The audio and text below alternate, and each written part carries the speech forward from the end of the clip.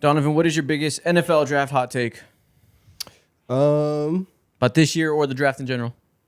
if you're not taking a quarterback in the top 5, don't take them. Don't take them until day 2.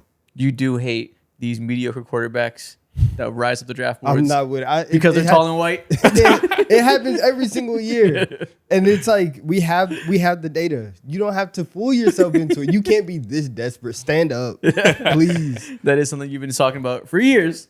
I can't stand it. Fair enough. As you guys see by the title, today we're going to react to your best NFL draft hot takes. I asked you guys to give them to us on a community post per usual. We have about 15 or so to react to what you guys said. Man, the draft is like 9 days away, right around the corner. We've done our biggest needs for every team. We've done our mock draft. We're in the final stretches. Finally, I can actually see results soon. Yep. Your first draft as an NFL fan with a team to root for. Hey, I'm locking the fuck in on draft night. I remember last year we were all together, right? Yeah, we were all together watching it. It's a different experience this time around. I have shit to lose. Yeah. So we're gonna do that. We're gonna talk about some news for this week. Lots to talk about today on today's show. Cue the intro music.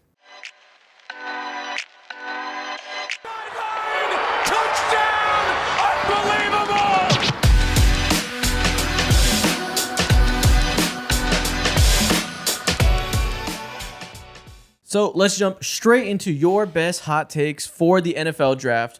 First up, what do we have here? Ooh, first one. Mendoza's ceiling will be similar to Daniel Jones and Alex Smith.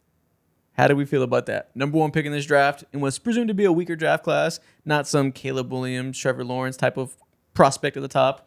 Maybe not even Cam Ward, depending on who you ask, but probably a Cam Ward-ish type of prospect. Do you feel like the best case scenario for Mendoza is Daniel Jones and Alex Smith? This is a lot, okay? It's a hot take. But question, what was Alex Smith's peak of his career? What was you rated as? Do you think he was like a top 14, 13? Yeah, QB? I mean, he was definitely like above average. Like he's a starting quarterback. I disagree with this just because Daniel Jones ceiling and Alex Smith ceilings are Very two different. very different things. And so Ceiling. What does ceiling mean? Just the best version. The best. Nobody specifies the time period. 8 weeks? 8-week time period. Okay. Daniel Jones was competing with Alex Smith for 8 weeks of his life. Yeah, I'm not doing that. Makes sense. Alex Smith's a 3-time Pro Bowler. And if you get that out of Mendoza, obviously like first overall pick, you want him to be like the guy. But like three-time Pro Bowler, that's nice, and that's okay. Yeah, I think that's a more interesting conversation because obviously I think we think Mendoza probably has a little bit higher of a ceiling, but that's ceiling. That's best case scenario. If he becomes Alex Smith, that's not surprising, right? Like that's very much in the realm of possibility. So this is presented like it's bad. I think it's just this guy, Parker Seymour, is kind of underrating Alex Smith a little bit because the general perception of him is like game manager. He was a great game manager. He had some years. Granted, it was with Andy Reid, so take with that what you will in terms of how you evaluate Alex Smith on his own. But I think that's a middle ground possibility that Mendoza is that level of game manager that isn't a dominant player that you can give him $60 million a year, cheap out on wide receivers because, he can lift you up in the same way other top 10 quarterbacks do, stuff like that. Like, that's not a guarantee at all, obviously. So I think it's a W hot take as far as that, like, he very well could be Alex Smith. Yeah, and we could go back, or in the future, 10 years from now, you sit down and tell me Love and Downs are, like, actually have a better career than Mendoza. That wouldn't surprise me at all. But the Raiders still should take Mendoza at the end of the day. Because I didn't read the second half because that's just true. Love and Downs are better players than Mendoza in terms of like no positional versatility. I mean, no positional value. They're clearly better players. So that part's just facts. Yeah. So I guess this is an interesting thought starter here. For number 1 pick, are you disappointed if you get an Alex Smith? Alex Smith? Nah, not at all. No, because I think and like one of the other names that you keep hearing with Mendoza is like Matt Ryan. Matt Ryan is like Alex Smith, and then you get like the one crazy year of like you become the All-Pro, you are the MVP. If that's what you have great pick as your franchise quarterback for a decade, that's worth it. Since they moved to Vegas, Kenny Pickett, Geno Smith, Desmond Ridder, Aiden O'Connell, Gardner Minshew, Brian Hoyer, Jimmy G, Aiden O'Connell again, Jared Stidham, Derek Carr. Those are the quarterbacks that the Raiders have had. If you can have Mendoza as the guy for 10 years and not have to go through this crazy carousel of just constant backups and retreads and all this other stuff, that would be that's best case scenario. Yeah. And what is for people that maybe weren't around in 2016 when Matt Ryan was at his peak? They're not old fucks like us. Well, how does that translate to today's league? Would you call that like a Jordan Love-esque player that has an MVP year, but most years he's around the 10th through 12th best quarterback. It's a little different. Maybe Jordan Love's a little more like physically talented, but not as consistent as a Matt Ryan. So I don't know if that's a good comparison or not. Yeah, that's the one thing that I was gonna point to is that like Matt Ryan and there's also like Falcons tax where like they were consistently like coming up short. But what about Dak? I would almost say like whatever peak version of Jared Goff is, I think that might be like the best comparison For Mendoza, what you want?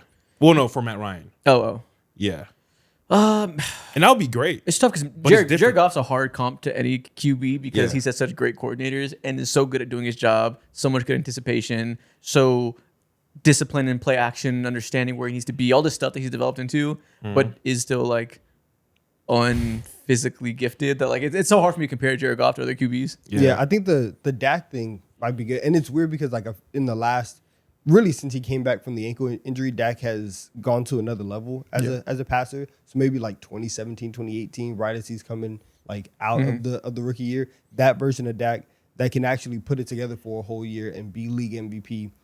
If you have that as your quarterback for 10 years, especially for this franchise, that's something where you can have that. And what Mendoza has shown throughout his college career is. Oh, I'm also clutch. Like I can make big time throws. I can make big time plays in the fourth quarter. And if Dak had that, right, we you know like the conversation around Dak would be very different if in certain high leverage moments things went the opposite way. Yeah. And so what you're hoping for with Mendoza is that you can get that level of play and those critical moments go in your way. He has the ability to make those plays, be timely like that, and I think that ceiling is also just a little bit higher than Alex Smith because that also is just one of those things where those Alex Smith teams always felt like they were capped out at a certain point.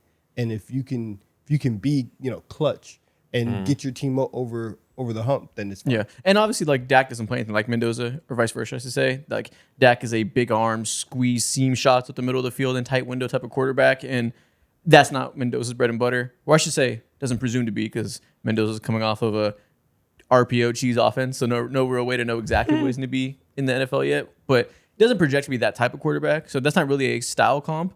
But in terms of like the point of this hot take is the general range in which Mendoza will be in the league, and he's presuming that Mendoza will be close to Daniel Jones, Alex Smith. I think what he's implying is a replacement level quarterback that isn't anything special.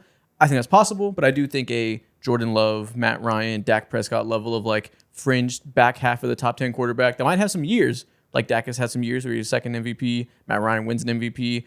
We feel like Jordan Love has a ceiling to do that type of thing one day, where they might have some years where they're one of the 5 best quarterbacks in the league. But overall, we consider them like solid 10th, 11th every year. Yeah. Next take. I think Sonny Styles is an overrated prospect. People act like he's a perfect prospect, but he has serious issues. For example, he's just not great at finding open holes. He kind of throws himself into blocks. Throwing himself into blocks is hilarious. That part, don't quite know what you mean. I mean, I guess you're saying he doesn't have the best technique of taking on blocks, going to under offensive linemen's pad levels and like displacing them to play the run elite level. And I think the general crux of this is true, that Sonny Styles is not a perfect prospect, and there are things you can point to there. He's not the greatest, most disciplined run defender as far as like he's not going to walk into the league as Brian Urlacher. But I think the idea of him being overrated, and I think what you're implying is what a lot of people were saying, that he's this like combine warrior, that nobody was talking about him at this level before the combine, then he ran super fast and all of a sudden he's a top 5 pick.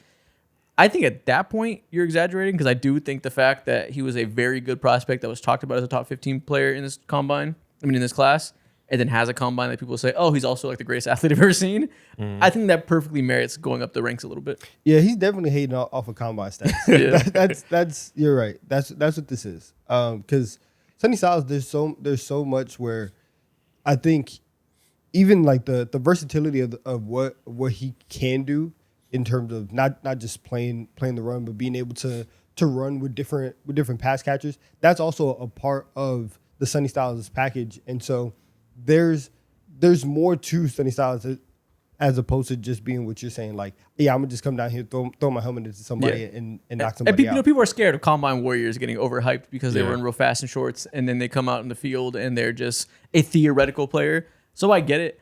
I don't think Sonny Styles is that. Before the combine, he was still a clear-cut top half of the first-round player, everybody was talking about him as one of the most on the field, productive, and clearly promising in terms of translating to the next level type of off-ball linebacker. He was already going to go higher than most off-ball linebackers do. The hype did intensify because of the combine, but I think it's with merit, especially because we're seeing this rise of these important, versatile, at the line of scrimmage linebacker / defensive back players that in the age where everybody's running nickel, everybody's running these light personnel and hoping they can stop the run and make it so quarterbacks can't bomb them down the field because they're constantly at a space of where they have the necessary defensive backs to stop you from really passing the ball. These type of versatile defenders that can play the pass and play the run from that like slot formation are incredibly valuable. That Yes. this might be more people overreacting to what's going on right now and saying we got to find our Nicky Mawari and here comes Sonny Styles who can be that role for us. That's a decent argument that maybe that a recency bias thing is rising up the boards rather than like just being a combine warrior. Yeah, I think those two things can be true. You even see that in the NBA, whatever player tends to be at the top of the big board. You see guys who are in that archetype that NBA scouts and fans always try to run towards. And I think this is the same exact thing. Sonny Styles just a couple of years ago when for Ohio, he was also a safety. So that type of versatility is so fucking valuable. And I don't think it's wrong necessarily to chase what's trendy at the moment in time. So I agree. Yeah, exactly. One of the most impactful things. Look at all the best defenses in the league lately. Having a Nicky Mawari or having a Derwin James, having these big slot cornerbacks that are really safeties and can play the run at elite level and blow up blocks allows you to do these top end defenses that Mike McDonald do, that Jesse Minter does. That's like a very important part of the current meta. You might look at Sonny Styles and say, we can get that same effect while staying big and having a linebacker out there that brings us the same value so we can run our base personnel and have the passing defense to kind of like invert that trend. That's a player that is well worth the top 10 pick. Yeah, he's definitely up there. I think in terms of like overrated prospect, there's low-key a part of it where it's like, is he underrated? Because because I do think that we've been talking so much about, the best players in this draft not having the positional value. But then as we're coming off of last season and what the Seahawks were able to do, and as you start looking at the future of defenses and the game really is about versatility, and it's about can you have a guy in this position who can do what the other position can do so that you can so that you can disguise perfectly, so that you can have people in different areas. And we're like, one of the best players is a linebacker that's not traditionally valued. You might be getting ahead of the curve. And so you might be able to find yourself a top end player that allows your defense to play so many different schemes and allow you to show so many different things to the offense and really start dictating what you want to do. And that's why I think for Sonny Styles, the positional value argument, I don't really buy it for him in particular, because I think he unlocks your defense to go to another level. Yeah, I agree. I think that's the name of the last 2 years of defense and how things are changing and how it's honestly like it's talked about a good amount. So I'm not going to say under talked about, but maybe less understood by the masses than it should be. The era of like specialists on defense is dying. It's kind of like what happened in basketball in the last 10 years. People realize if instead of having two power forwards, one can shoot, one can bang around down low, you pick which lineup you want to deploy based on which players out there and those strengths. If you could have one guy that does both, now you're multiple. Now you can do anything on any given play. Nobody knows how to defend you, and that's made offenses explode in the NBA because of that. There's no more specialists. Everybody's versatile. That's kind of like what's happening on these NFL defenses is nickel cornerbacks are fantastic against the run. Linebackers have to be able to defend against the pass. You have a Fred Warner, which is a once-in-a-generation type player. You can have him run a deep drop in a Tampa 2, and all of a sudden, it's a linebacker out there, but he's playing like his safety, and you can be light against the run and heavy against the pass, and all these things that no longer tip off your hand to an NFL offense. Back in like 2016 through 20, there was a big offensive boom because of people like Sean McVay realizing you can throw the ball out of throw the ball out of running formations under center, and that allows you to throw the ball against a run defense and kind of like abuse that advantage. Now they've gone the other way. That's gone. Now most defenses, there is no advantage because we can do everything out of big and small formations. Sonny Styles is just the perfect example of how to play both sides of that coin. Exactly. Yeah. So I disagree. I think he might feel like Sonny Styles is portrayed as a perfect prospect just because the combine was so crazy. But I'm going the other way. I actually think he might be underrated. Okay. And I understand if you think people are saying he's a perfect prospect, I would understand that because he's not. He's just a perfect fitting prospect for what the league currently needs right now. And that's a different thing. He's flawed, but his strengths are incredibly important. This comment is coming from a bad place in this guy's heart, man. He throws himself into blocks. That's what free falling. And he's not the best run defender right now, so I understand his point. Yeah, it's just that weakness doesn't negate enough to me. Next one, D-Sync says, if you're a team who doesn't need a quarterback at the top of the draft, you should almost always be thinking BPA. Positional needs are a luxury for teams that are trying to become contenders, not for teams that are trying to crawl up from the bottom. I agree. Yeah, I disagree. Well, okay. What are the luxury? Like the positional needs that are a luxury. Well, I think he's saying positional needs in general are luxury. So he's saying if okay. you're the 7th pick and you're the Commanders, you're a middle of the pack team, saying, okay, the Commanders need a edge rusher. We're going to go ahead and draft, I'm trying to think who might be there, Ruben Bain or whatever. Yeah. Let's say you have a lesser opinion of Ruben Bain. I'm trying to think of a player who I have a lesser opinion of. I actually have a high opinion of Ruben Bain, so that's tough. Let's say it's tackle, right? Let's say that Commanders have a need for tackle because they don't feel good about their right tackle situation. Pick Spencer Fano because you need to fill that hole, and draft picks are about filling holes in your roster, right?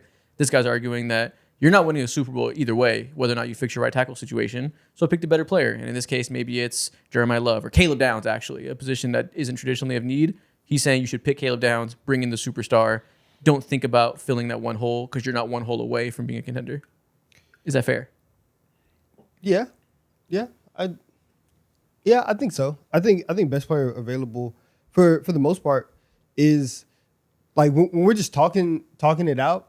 I always go best player available, but then you go and you start doing the Then exercises. your job's on the line, and you got to look at the and roster. and it's like, dang, man. I know. Like, we really don't have anybody here, and Jaden Daniels has to be healthy, and we have to do our best. But also, it would be nice if you had a tackle. Like, I think when those two things meet at that intersection of we legitimately do need somebody to help protect Jaden Daniels. See, and I use an example. The Commanders' tackle situation is fine. That's just an example if they didn't have Josh Connerly. Yeah. I'm just talking. But like, when you have that, and you have somebody that is there available, that's kind of what that would probably be like second on the list of what you actually want to do. The best thing is like, we're a Super Bowl winning team. We're retaining everybody, and now we can take this dart throw at the end of the first, at the end of the first round, really build him up, and then now in 3 years, whenever that person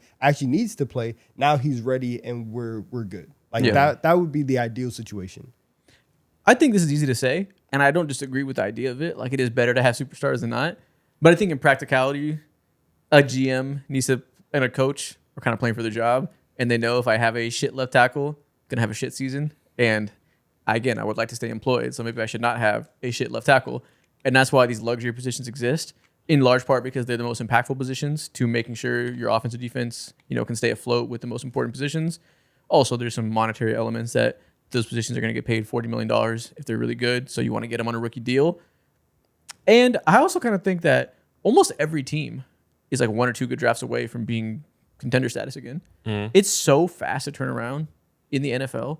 Like, look at the Bears right now. We're talking about them maybe able to win the division next year, and they were a stinker a few years ago. The Patriots did it over a couple of years. The Seahawks just won the Super Bowl whenever they were expected to win 7 games. Like, it's really easy to flip your timeline really fast if you nail a draft. And nailing a draft tends to need you to hit the positions of need, those premium positions. Yeah, I agree. I believe in taking the best player available unless, like, you're talking about fucking with the core and whole entire infrastructure of your team, which is like the trenches, the lines on both ends of the fucking field.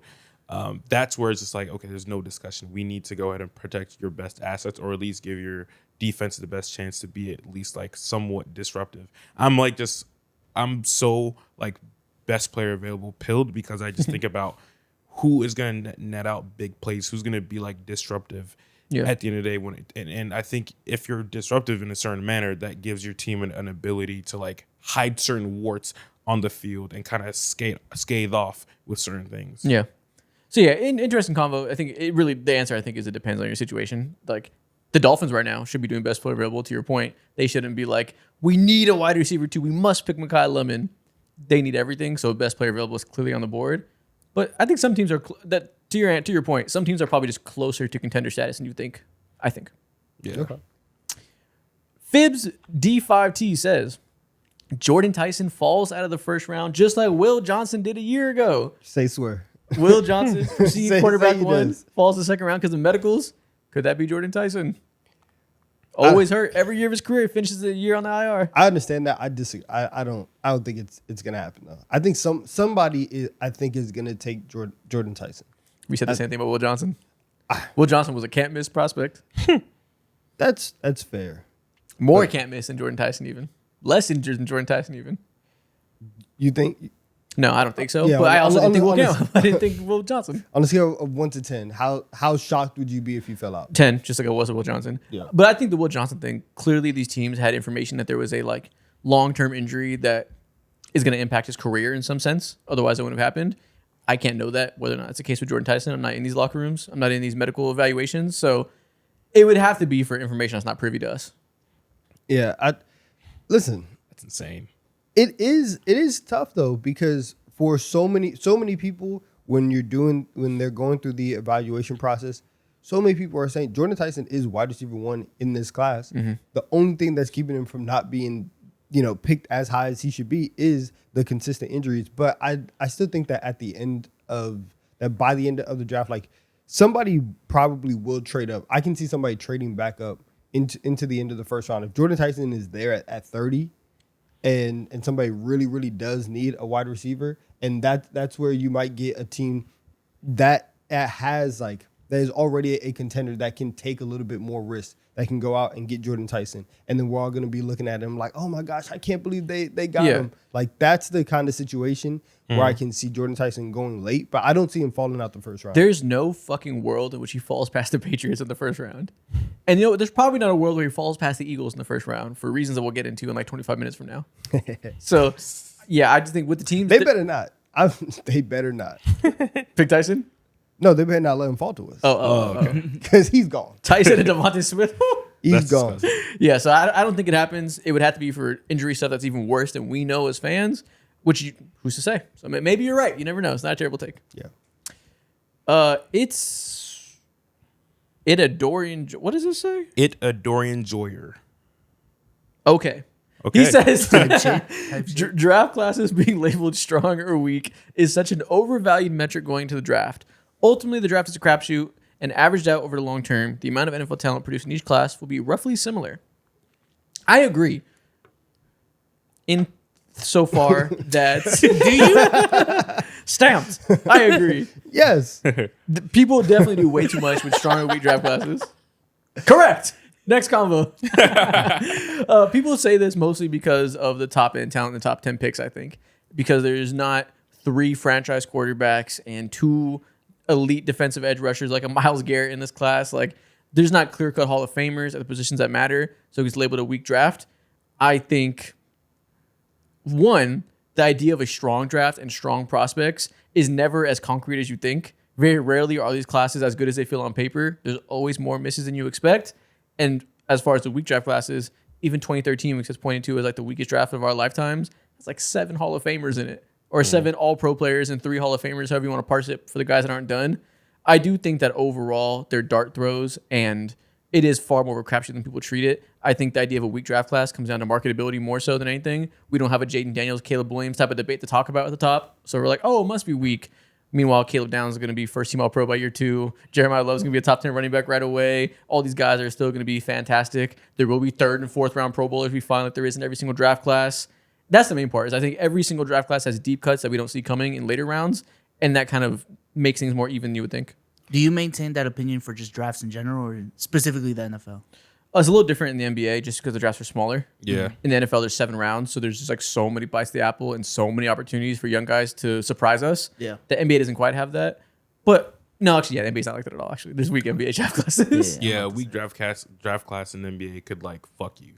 The Zach experienced draft. But even the Zach draft, there's still like outside of the top superstars in the top 5, like the rest of the draft is probably pretty similar to most drafts. Yeah, there's so many teams that like change not the trajectory of their organization, but there's so many teams that have stabilized certain things. Like I think about a couple years ago, let's say the 2023 draft when the Falcons selected Bijan, like how was that draft class viewed back then to you guys? Was it super strong? Yeah. The 21 draft? It was a 23 with Bryce and CJ and Will Anderson. That's a pretty good draft. Two franchise quarterbacks at the top. Will Anderson's a can't miss edge rusher. So bad comparison. Yeah. But even then, like I think, so being overvalued, I agree with you that I think it's more about just like the optics of everything. But there is something to having like a stronger draft, to just having better prospects. But obviously, the term prospect is so key because it's not set in stone. Yeah, like you have all of these players that have the ability, that have shown on tape things that they are capable of, more so than maybe other players. But I understand the crapshoot language. I really do hate it though, because I feel like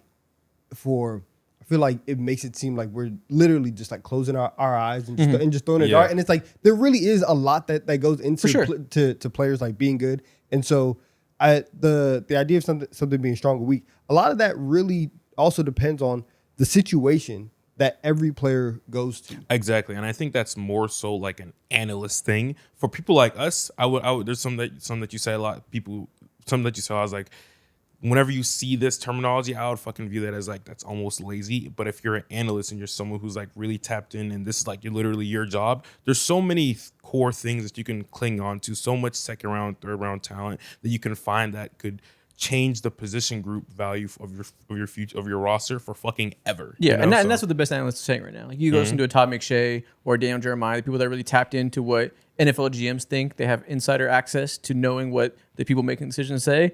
Everyone says that the second and third round of this draft class is actually quite deep. There's going to be good contributors at important positions like receiver, like edge, deeper into this draft. So the top 15 might not be as strong. A guy like Spencer Fano will go top 10.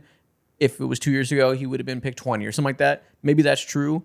But overall, I think deeper into the draft, there's strengths and weaknesses. And to your point about the crapshoot, it's not a crapshoot, you're right, is a dramatic phrasing. It makes it sound like it's all complete randomness. But I do think something that is like proven by numbers now and is a like accepted truth that everybody knows but doesn't want to apply is that drafts are all about volume for the most part.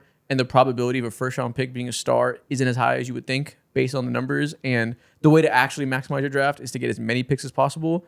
And that thought process is kind of what guides my thought that the strength of a draft in the first round isn't as important as you would think, because it's all about volume and getting as many bites at the apple as deep into the draft as you possibly can. And the difference between a third and a second and a first isn't as big as you would think based on the actual outcome of what we can measure. That people overvaluing the top of the draft leads to more, like you said, it's more of a marketing thing than an actual impact thing to me. Yeah, I agree. This is my favorite take so far. I'm with it. Shout out to Itadori Enjoyer. Oh, is that it's an anime name in the front. Never mind. I see it now. It's a name. I thought it was it, like the word it space A. I just can't read. Okay. It's okay, man. And you been there? A lot. I just can't read Japanese. You can't read English. Tough. That was still English. Was it? You saw English letters. Oh, yeah, I was translated. My bad, I guess. The subtitles. Absolutely 90-10 says, this cornerback class will go down as one of the best in the last 20 years. Fair. Delaney McCoy up top? Yeah, listen, I don't have a great handle on what the cornerback classes were 20 years ago? 20 years ago. I don't know the reference point. But it is a strong cornerback class, to your point. And if you are all in on these guys, then I'm down for it. And especially like with McCoy being there, and you're saying he's really like you're getting some value at cornerback 2, and he really should be cornerback 1, and you have multiple CB1s that they can go in this draft. That's very fair. Yeah. Complex ALP says Caleb Downs should go 2 overall. Fuck positional value. Stand on it. I like that. Wow. I like that. If you truly believe this, then I'm with it. And I think that if everything in your heart is telling you, if I take Caleb Downs, I'm gonna get an all-pro safety, multiple years. I'm gonna get one of the best players of his generation over the next decade. If you feel that way, there's no reason to not take him at 2. Yeah. If you think he's that good, if you think that the ceiling is that high and that even the floor is higher than most people, and you don't really even want to deal with the even trying to figure out if Arvo Reese can be another version of Michael Parsons. You want somebody with a little bit more provenness than a David Bailey or a Ruben Bain. You say Caleb Downs is that guy? Go ahead. Yeah. Do All it. the reports are saying the Jets are going to pick David Bailey. That's kind of set in stone now. That's the pick, it seems to be. I wouldn't come up here and grade them an F if they pick Caleb Downs. I would be completely okay with it. If they wanted to buck traditional norms and say, I think Caleb Downs is literally Eric Berry, okay. I won't grade him poorly. I'll be like, okay. Everyone's been saying that for 3 years, waiting for him to get to the draft. And as soon as the draft comes around, the overthink happens. It's like, actually, I just realized he's not 6'4". Nicky Monwari is 6'4". Maybe he's mid. Maybe I don't want him anymore. If we just say fuck all that and he still is the best player in this draft, if you believe that, go for it. That's something that for a lot of teams, like listen, you might get some jokes. Understand the jokes are going to happen either way. However, I do respect teams that feel very strongly in their convictions that they go ahead and make the choices that they feel are best for their team. The thing with doing that is you just have to be right. You just got to be right. Literally, but also you can go with consensus and still be wrong. Mm-hmm. And so at the end of the day, it is your job on the line. It's your team that you are trying to build. Do it the way that you want it to be done, and you have to be able to sleep at night with whatever decision that you make. But again, if you feel like Caleb Downs is that guy, and you have been plotting and waiting for 3 years to get him on your team, go ahead and make that decision. I'm very open to Caleb Downs going to the Giants at 5. A lot of the reporting is saying they're thinking offense. Mm-hmm. If they, we thought Sonny Styles would be a good versatility to add to their offense, to the defense. If they say, yeah, I agree, but Caleb Downs is also that, and I think he's better at football, I would not be mad. Oh my dude, their defense would be fucking disgusting. I don't know what the update is with the whole Dexter Lawrence situation, but oh my god, man, still a standoff. Nothing going on. Will they? Won't they? Yeah. Turt Wine says, I worry about Carnell Tate being a bust. When he played Miami in the playoffs, he looked terrible because he was afraid of the middle of the field. I'm worried that he turns out like a second-year Brian Thomas Jr. So people will point out that Carnell Tate has never been a wide receiver 1, that he was a fantastic deep threat, that had the luxury of being next to the best wide receiver prospect of the last 15 years, in Jeremiah Smith, that he is not the most versatile of route trees, like this guy said. I don't know that he's afraid of the middle of the field, but he's not this like... Nah, he's shaking. He's shaking? Okay, fuck it. I guess he's afraid. Quaking. He's terrified. Palm sweaty. Palm sweaty. But he's not the most dynamic over the middle of the field separator. Isn't like this crazy route tree over the middle of the field like the same way Tyson or especially Micah Lemon is playing out of this slot. That's true. He's a boundary X receiver that really is good up the sidelines. Worrying about him being a bust, though. What does that look like? Being a bust makes it feel like, yeah, like people think of you. Okay, first and foremost, what are the expectations? Because like going back to what you said, if you don't think this guy's a wide receiver 1, how what does a bust look like for a wide receiver 2? He's never been a wide receiver 1 because he's played next to Jeremiah Smith. But I think the point of why he might go top 10 or even top 5 is because he could be. They think that he's capable of more, just like Justin Jefferson was capable of being a wide receiver 1, but he happened to be playing with Jamar Chase in college, who was a slightly more productive prospect, right? People are saying Carnell Tate can also do that you give him the limelight and he can do more than what he's asked to do. And that maybe he's not, maybe he's not going to be a crazy dynamic over the middle of the field, shifty, get open on all these crazy slants and take it to the house type of receiver. Of course not. He's like 6'3", 225. Like he's a big boundary winning down the field type of receiver. Yeah. So the idea is he can be T. Higgins. And people always say T. Higgins, give him his own team. He's a demon. I'm with that. And I think that for the Browns, you take what you can get. And you make sure that your wide receiver room has some guys. I would also like to see T. Higgins have his own team. It's fun seeing T. Higgins and Jamar Chase play together before for the guys of that caliber.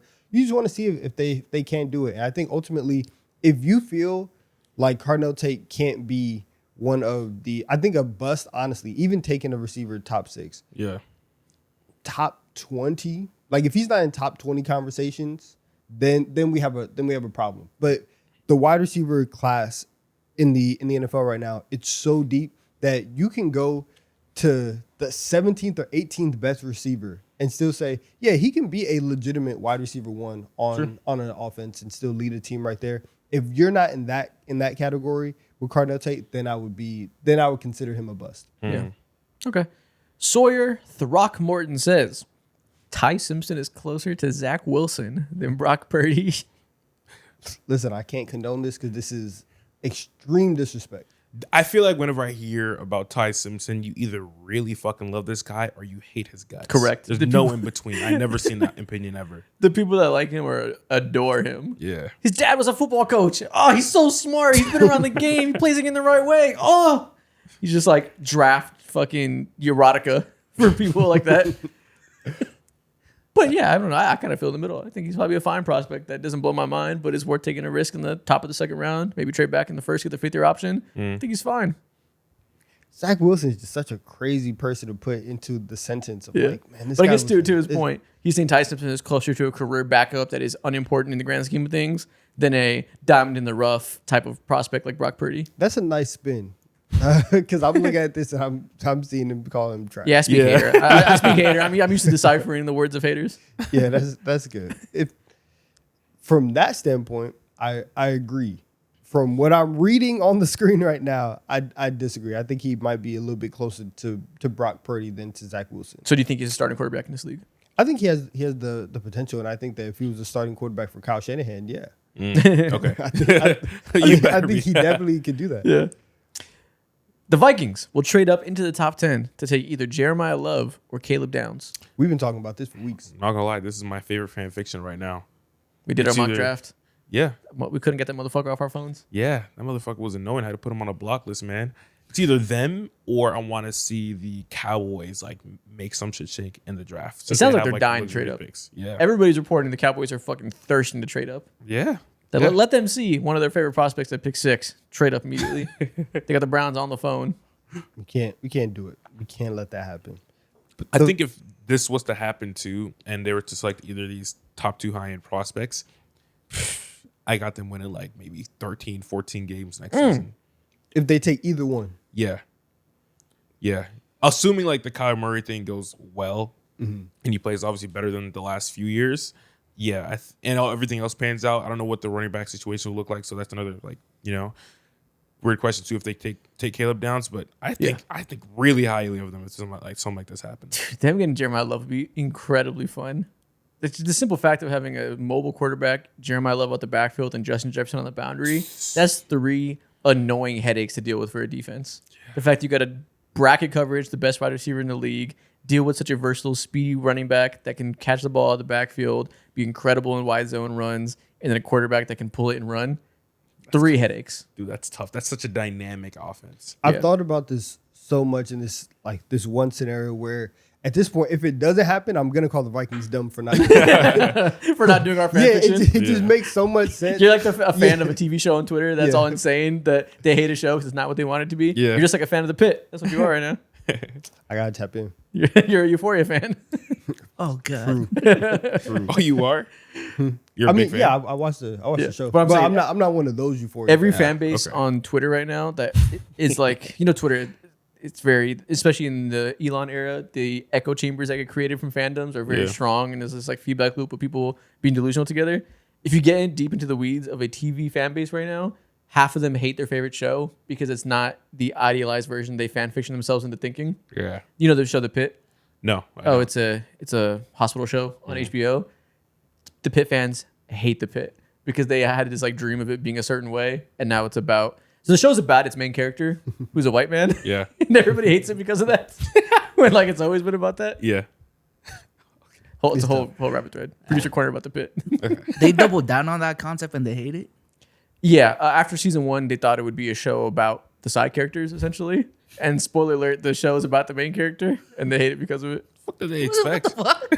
Yeah. Spoiler alert, the main character is the main subject. What the hell? And and the season's actually like exceptional, and they're like, he's ruining it. He said, "What the hell?" Yeah, there's more context to that. I'm downplaying it. But, I have a lot of isms that just come out. Denslow8552 says, if drafted into the right situation, KC Concepcion will develop into the second best receiver in this class. Okay. This is a popular take I see. People love KC Concepcion. They are with him. And okay. Like if you can get him into the right situation and you can put him on the jugs machine, you know, for basically for 5 hours a day, and you help with the drop rate that people are concerned about, he definitely can fly up there. And I do think that with Jordan Tyson's injury history, with Mekhi Lemon and his skill set, if that isn't like properly utilized, then there is room for a lot of the other receivers to come up and be the second receiver. If we do think that like Cardinal Tate is going to be that guy, it's not crazy to say that another receiver outside of Tyson or Lemon can be the second best receiver in the class. And it's not crazy at all. Like the reason KC Concepcion won't go top 15 is, like you said, drop issue, and he's not that big. And smaller receivers of that slight frame tend to drop because maybe they'll get injury prone more. Maybe they aren't quite as physical and able to win down the field because they can't beat press coverage because they don't have the weight for it. All these like generalities that'll come from being more slight stature. We've seen plenty of those light receivers not fall victim to those weaknesses and be great despite it. And that's like one of the number one recipes for a player to perform higher in the draft position, is that the weaknesses that come with their size aren't weaknesses for them. So if he overcomes that, then he's the best separator in his class. He's very fast, very agile after the catch. This could easily be Ladd McConkey. So what situation? People like him going to the Chargers. People love the idea of him and Mike McDaniels. Okay.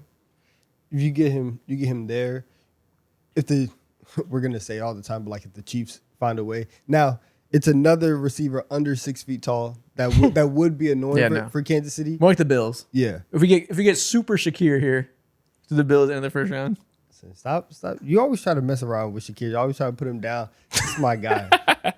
We got to relax. He be hating on Shakir. This is just like the most improved player conversation of the day. I know. Y'all want me to make a wish these guys so bad.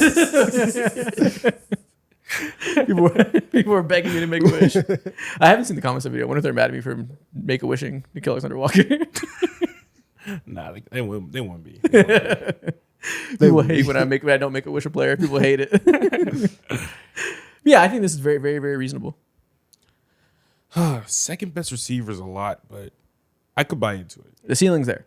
But the downsides are there that are going to prevent him from doing that and probably be the fourth receiver in this class, which is also fair to me. Yeah. But I will say, if he's drafted by the Chargers, he will be the best receiver in his class, and it won't be close. Okay. I will be saying that on draft night. Of course you will. No matter what. ELVFN says, Silver Linings Playbook is the best movie about football. We need Don's take on where it ranks on the all-time sports movies list, considering it's about the Eagles. Donovan, have you seen Silver Linings Playbook? No, I haven't seen it. I knew you have. No, I haven't seen it. Have you seen it? Of course. Okay.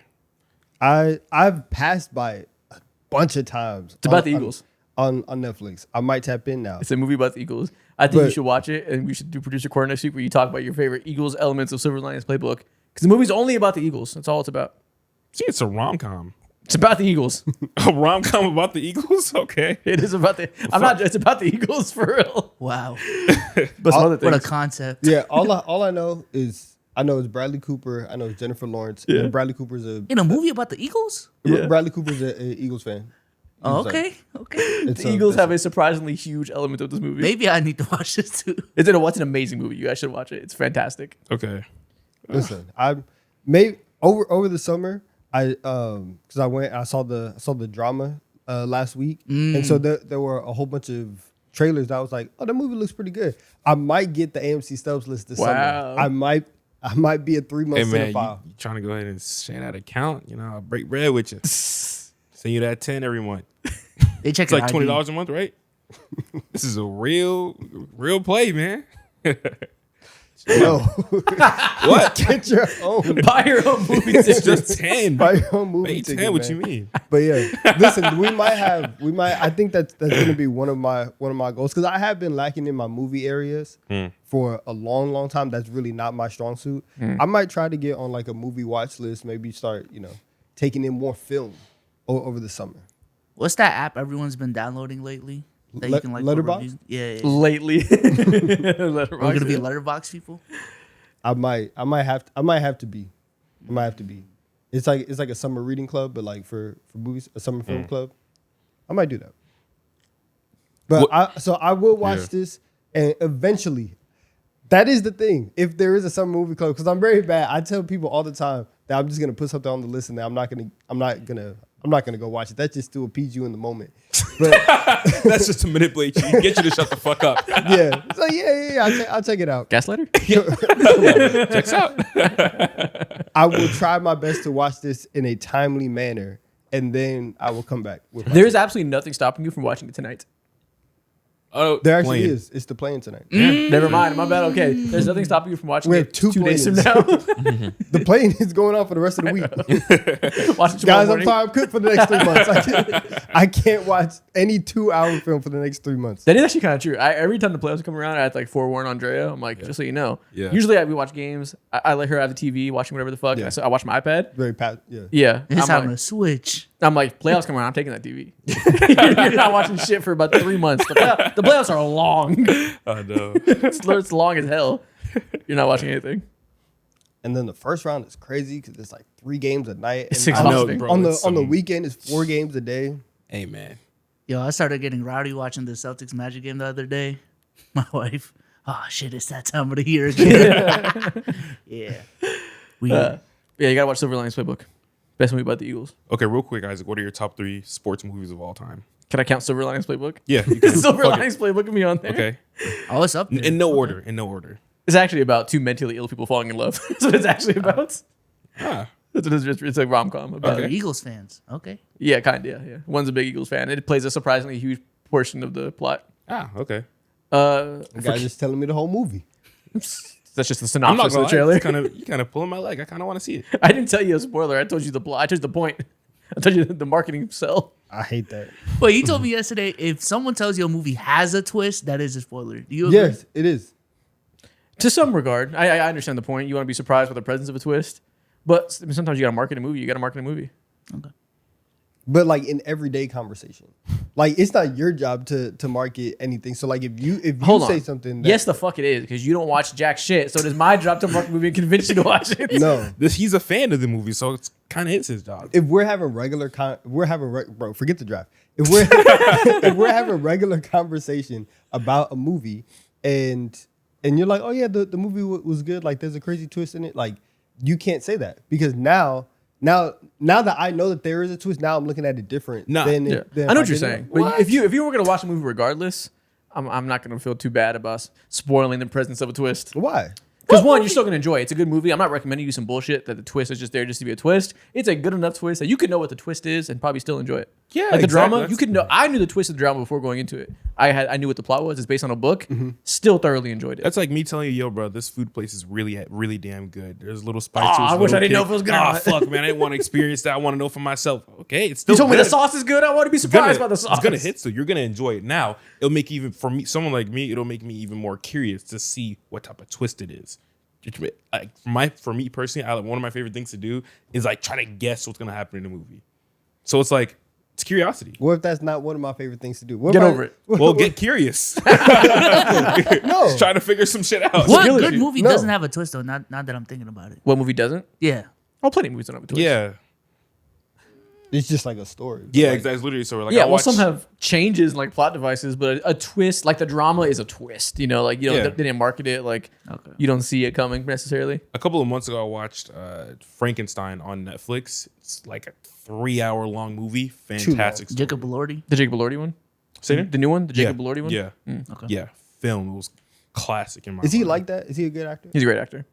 Yeah. Supposedly that movie is kind of, but he's a great actor. He's like the Jalen Duren of acting. Jalen Duren of acting. okay. There's a lot of similarities if you really think about it. Okay. You know what? Get started at a young age. Took a little bit, was doing some bullshit, then made that leap. Tall as fuck too. Tall as fuck? He's like 6'6", dude. Okay. You know what? Okay. There you Fair. go. Sure. Jalen Duren Good of count. acting. Good count. Sure. Good count. Next thing we're going to do. I don't know if you guys saw this. The annual NFL coaches photo dropped. And there was much discourse about it last week. People talking about how all these coaches look next to each other. Where is he, man? Where's the man of the hour? Who's the man of the hour? You know who it is. Oh, he's right there. He's right there. I wish I knew who he was talking about. You know Vrabel? exactly who he's talking No, about. exact. Come on, man. Oh, He's talking about Big Mike. Big Yeah. Mike. Never the little one. Okay. Never the little one. Facts. Just bigger than everybody. Oh my god. So in honor of this photo dropping, I'm going to show you different NFL coaches. We have to judge them off their looks and talk about what job they look like they would do if they weren't NFL coaches. Been a lot of judging off looks. A lot of judging off looks today. First name, Mike Vrabel. Big Mike. Never the little one. I mean, listen, he was born to do this, though. He was. He looks like a football He player was through born and to do through. this. If he's not doing this, that is the strength and conditioning coach. On God, bro. If strength conditioning Yeah. on any fucking level. If he's not even doing football, brother, I'm telling you, he's doing strength and conditioning for fucking lacrosse. He's doing something mad physical. I think he would own a construction company. He looks like he would work in Boston owning a like electricity company. Like he would be like, manage a series of plumbers or something. Ah, okay. I Real could definitely- blue collar guy. As a guy from New England, I could definitely see that. He looks like he has a company that they like move fridges or something. He looks like he has a membership at Dunkin' Donuts. Like he's a rewards A member. membership at Dunkin' Donuts. Like he's a rewards member. Yeah. He definitely funny. has a thriving pizza shop, maybe 1 or 2 locations in the city. I agree with this. Yeah. I like this. Okay. But basically, every Italian stereotype that you could put onto Mike Vrabel. Is he Italian, though? I don't know, but we're going don't to put look the like him. Italian stereotypes onto Mike Vrabel. Okay. Next one, Jim Harbaugh.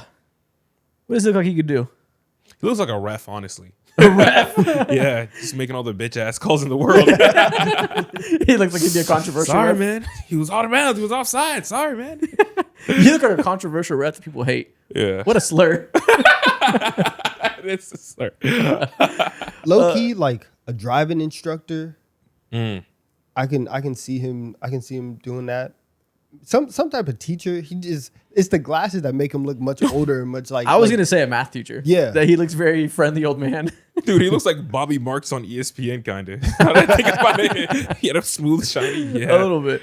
Yeah, he looks like he'd do a job where he's like really good with kids. Like he's very, very kind and knows how to the kids that have trouble at home. He knows how to meet them where they lay, and he knows how to talk to them in a language they understand. He's a good English teacher. English, algebra, calculus. That's his bag for sure. Yeah, he changed some kid's life by letting them know they're a good writer. He's just in the blind slide. Listen, out of the white savior movies, Hey, man, It's that's good. top tier. it's a top tier white savior movie. What are other top tier white savior movies? Let's rank. We big fan of Freedom Riders over here. Ain't seen it. You listen. Give me about a month. We'll come back, Oh, my God. and I have the list. Okay. It's gonna be on his letterbox. No thanks. Yeah, Jim Harbaugh would be a great English teacher, connecting with the youth. Guys, are we just a movie pod now? I've been trying to say for years. Man, I've been had an AMC Stubs membership. Nobody wanted to keep up. My bad. Unbelievable. I'm on the wave now. I Next will be. one. Mike McDonald. He looks like he delivered pizzas, man. He's Every just young. time I see him, I'm just like, this is the coach? Like, this is the guy who's like a mastermind? Wow, man. He's from, okay, cool. Georgia guy, shout out to you. This is a genius. Yeah. What does he look like? He looks like he would. He works in IT or he works with computers, some type of tech. I was gonna say he kind of looks like a yoga instructor. Yoga. Like he teaches classes at Allo or something.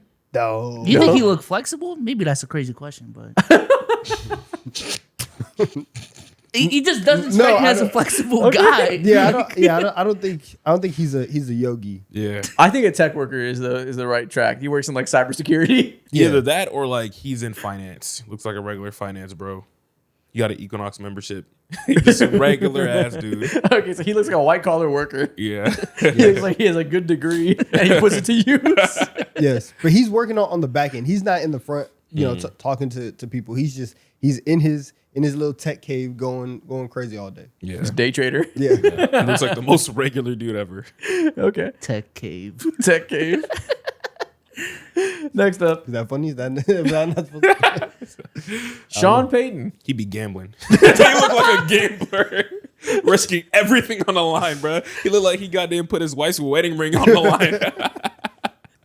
I don't know why it is. He does have an air of degeneracy to his vibe. Just one more hit, man. All it takes is one. I was gonna say professional poker player, but you're not even describing that. You're talking about a regular dude with a problem. Giving degenerate is Listen, I have nothing else to say. I think that's the most accurate statement. Yeah. You nailed it. Maybe a high school baseball coach. High school baseball coach with a gambling problem. I could see that. Fake social studies teacher, high school baseball coach. With a gambling problem. To say someone's face looks like they have a gambling problem is hilarious. I don't know really what that means, but I see it. He just I know. looks like damn near unstable, and he makes like too many decisions that are like questionable. Unstable. He looks like he's know. gonna snap at any given moment. Yeah, It looks like you can't trust him. yeah. Well, Fair. Not the most trustworthy guy, so I've heard. Ben Johnson. Now that is a finance bro. yes. You know what? And I didn't realize it. He looks like Blake Griffin. No, he does not. He fucking looks like Blake Griffin. Most definitely. He looks more like Adam Silver than Blake Griffin. Adam Silver. What? He looks nothing like Blake Griffin. Y'all would hate to look like. I kind Adam of see what Silver. Mo is. Maybe the right picture. The one on the right, I can kind of see what you're cooking. Yeah. Then you look at the top left and you're like, what the hell? It looks like Mike Dunleavy. It's two different pictures. When you can see his hair, that's finance bro. Okay. Right? That's what that is. The other side of it, With the hat on With picture. He be dealing on the low. That's what it looked like. Okay. Scheming.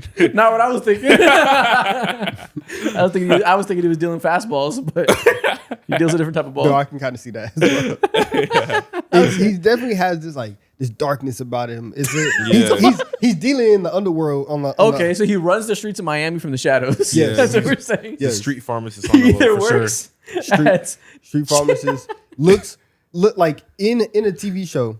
He's the ex-military that they hired as the hitman. Okay, Yeah, so he's either a the twist. CIA agent or he works for Palantir. One of the two. Yes. Okay. Kyle Shanahan. I don't know, man. His face looks tired on the right. He just looks exhausted. You know what he looks like? He kind of looks like he'd be in a band.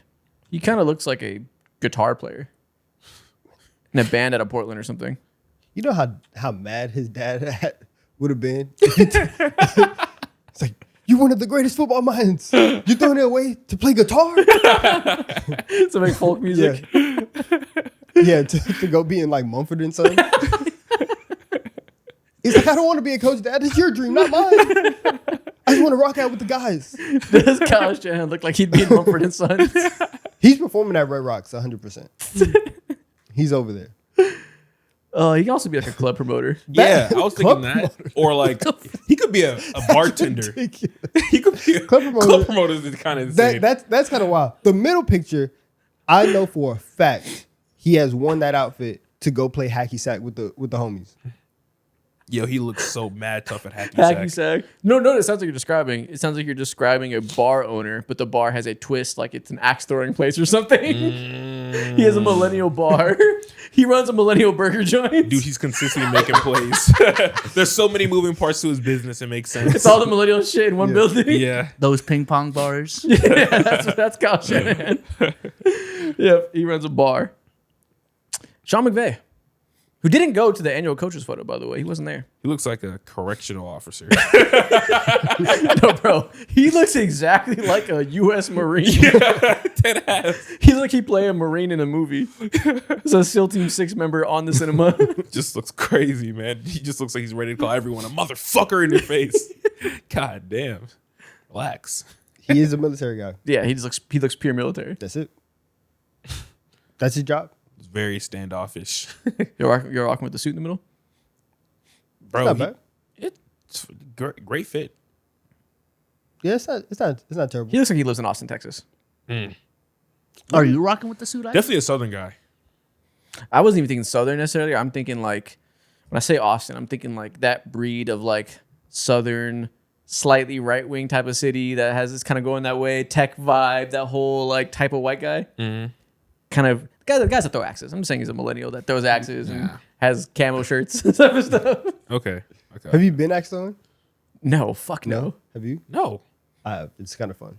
I would try it. It's kind of fun. The concept scares me. Well, I went. Well, okay, so I've been twice. The first time, hated it because I was awful, and Yeah. the axe was just not sticking to the wall at all. Ruined the whole date. Like, but by the end of it, Alexia was so pissed at. Like if you ask her what our worst date is, it's that one because I just stopped talking to her. I shot a bow and arrow with my friends before, but that's about it. Robert Saleh. He looks like a comedian that's mad he can't say edgy jokes in the middle of a picture. He does look like yeah. He's headlining the Laugh Factory for sure. Yeah, he looks like he's upset that he can't say the R word anymore. And now he's saying it again because the coach is back. He's trying to bring it back. Struggling comedian. Divorced dad, struggling comedian. Yo, he's in a midlife crisis. we're putting fucking mud on his name. Alternatively, this would He's just definitely Lebanese Dave Chappelle.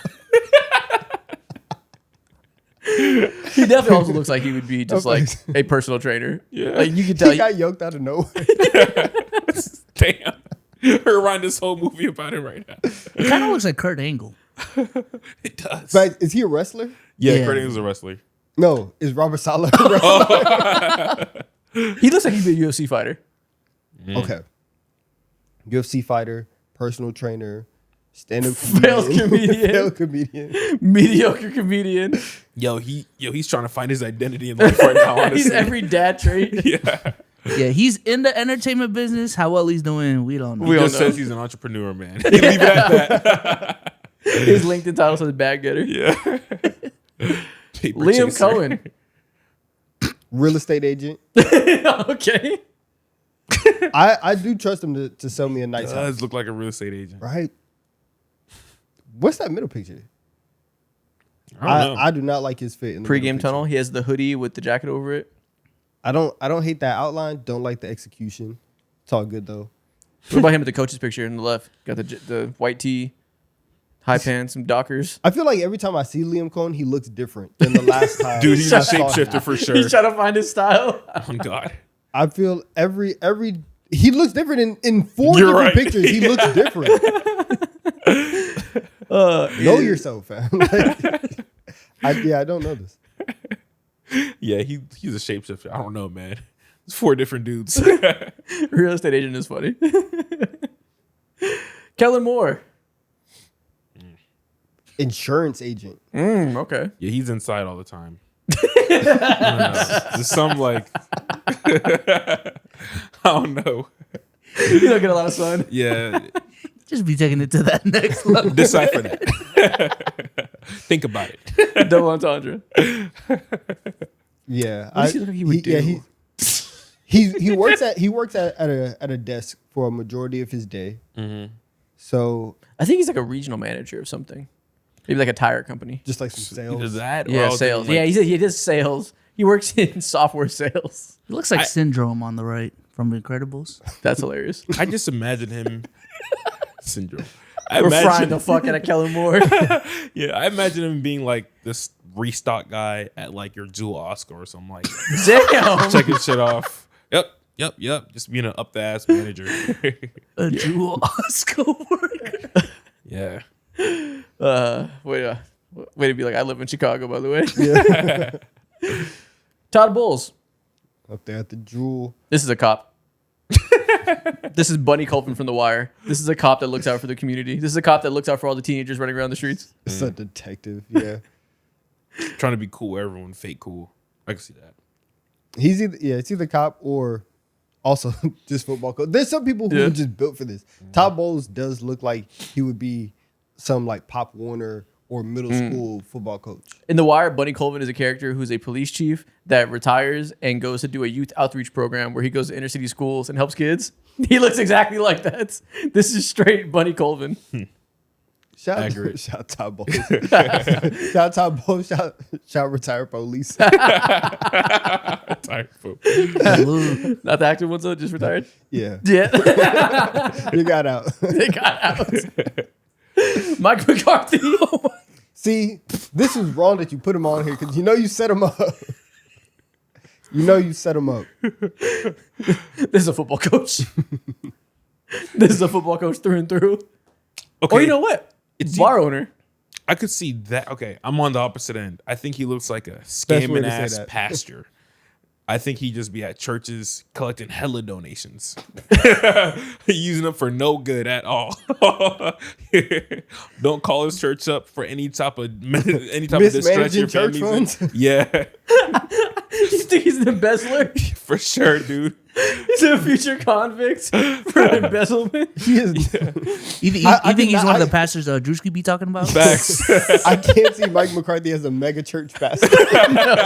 Not at all. That's just a funny set of words that don't describe Mike McCarthy. Like if I don't know if I'm looking at him just straight up as an individual, I don't know anything about his life. I'm like, yeah. Sounds like you look like you try to do good, but you're really not. Just always bad intentions. Try to do. Yeah. It's an internal battle. Yeah, exactly. He looks like he'd be a TV analyst talking about NASCAR. Or about the weather, honestly. Weatherman. Yeah. see I that. rock with that very heavy. I see the weatherman comp so clearly right now. Meteorologist. Yes. My He's favorite been at the go-to one. station 25 years. Everybody loves him. Everybody in the city loves him. Yes, he's a weatherman for sure. You know what he is? He's the guy that works at the TV station that's been in 25 years. Everybody likes him, but he like runs the audio or something like that. One of the nerdy elements, like Yeah. keeps up things The going producer. behind the scenes. He's the unsung hero that all the staff members love. Yeah. Unheralded hero of the newspaper Yeah. He's holding Fox 27 up by himself. on his shoulders for decades. And you don't know this guy ever exists until he retires, and then everyone in that company just shouts him out. Yeah. So you're like, damn, what happened to the quality of the audio? It's kind of shitty. Mike McCarthy retired. That's what happened. They lost the goats. D'Amico Ryans. What's Miko doing? Personal trainer. Fair. He looked like he could be one of your dad's brothers or something. Could be an uncle of yours. I don't even know what he does. Just in black life. and ball. It's not even a job. You know, it's funny. I agree. It wouldn't surprise me if you did have an uncle like this on your dad's side. Nah, he's a barbecue guy. Barbecue guy. Like a pitmaster? Yeah, Okay. yeah. But He's like Mr. Tendonism.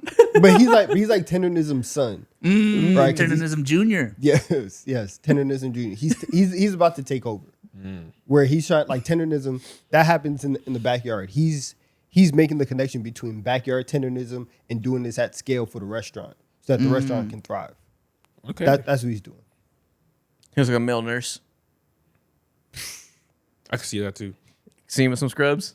Some scrubs and hokas. That's what Boy, they I do, hate right? hokas so It's much. hocus, man. Why? I can't stand them. You think they're ugly? Yes, I do.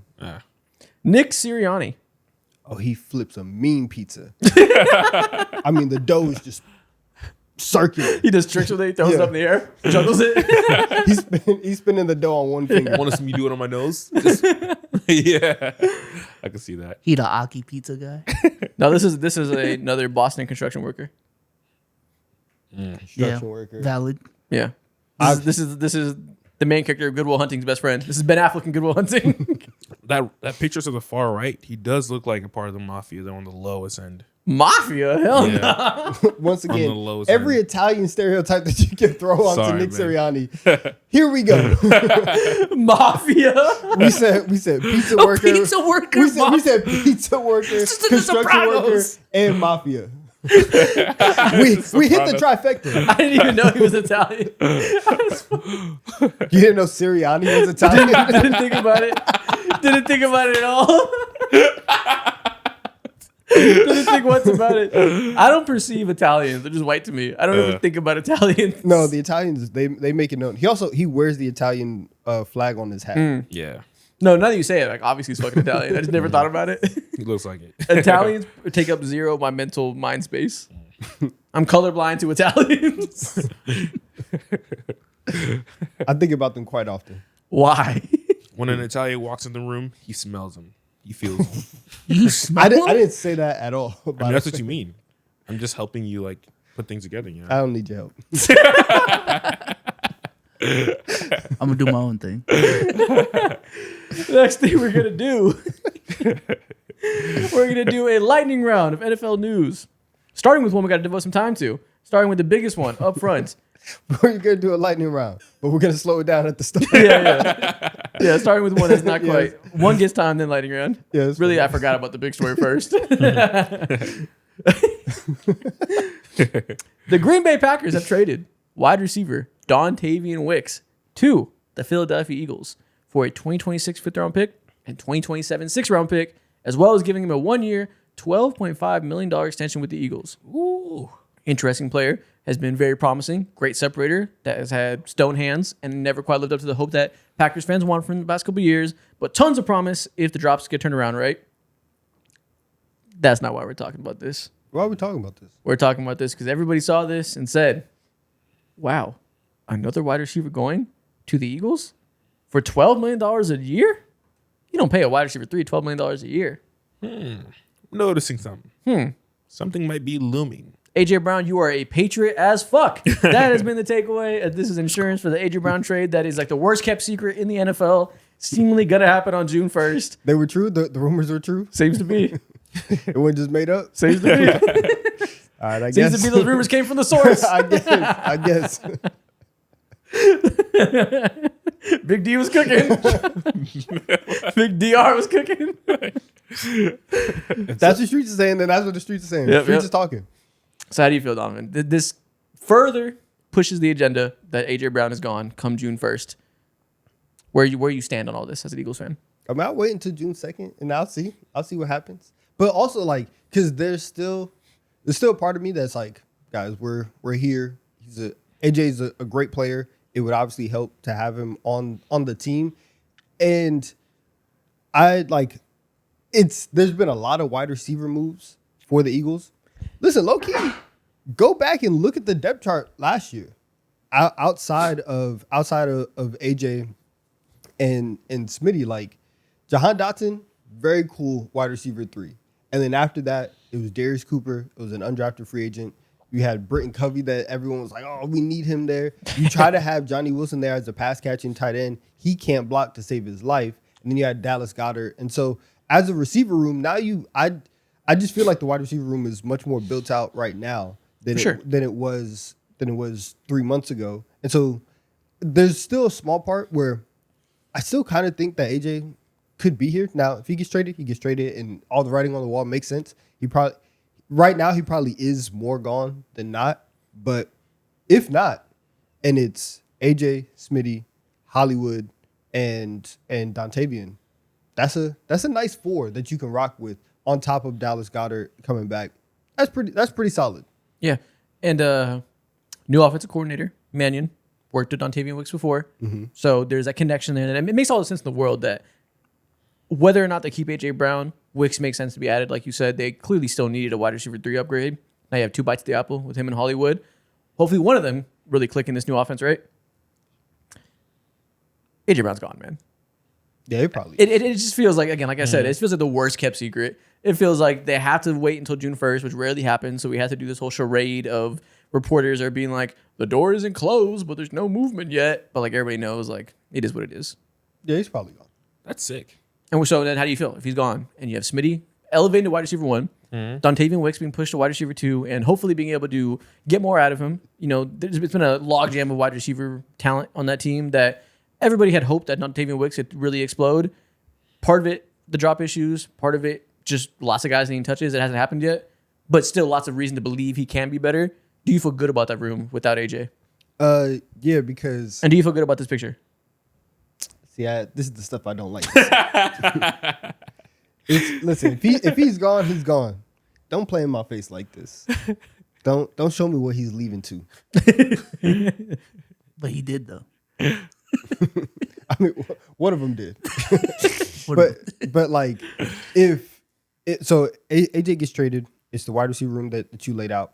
I feel fine because Smitty's gonna be an all pro. Okay. Like his numbers are gonna be so stupid. How many yards is he gonna have? 3,000. All right.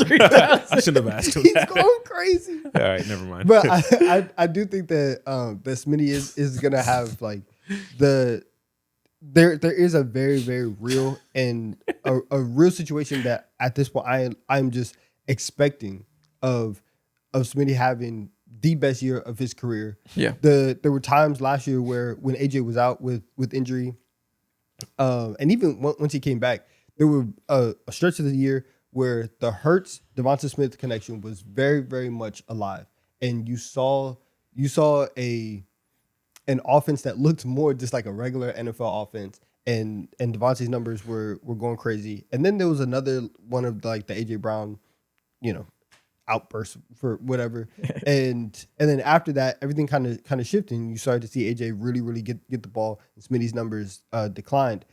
I think with him being wide receiver 1, there's going to be a lot of opportunity, and because of all the other receivers on the Eagles now, there's a lot of questions about them.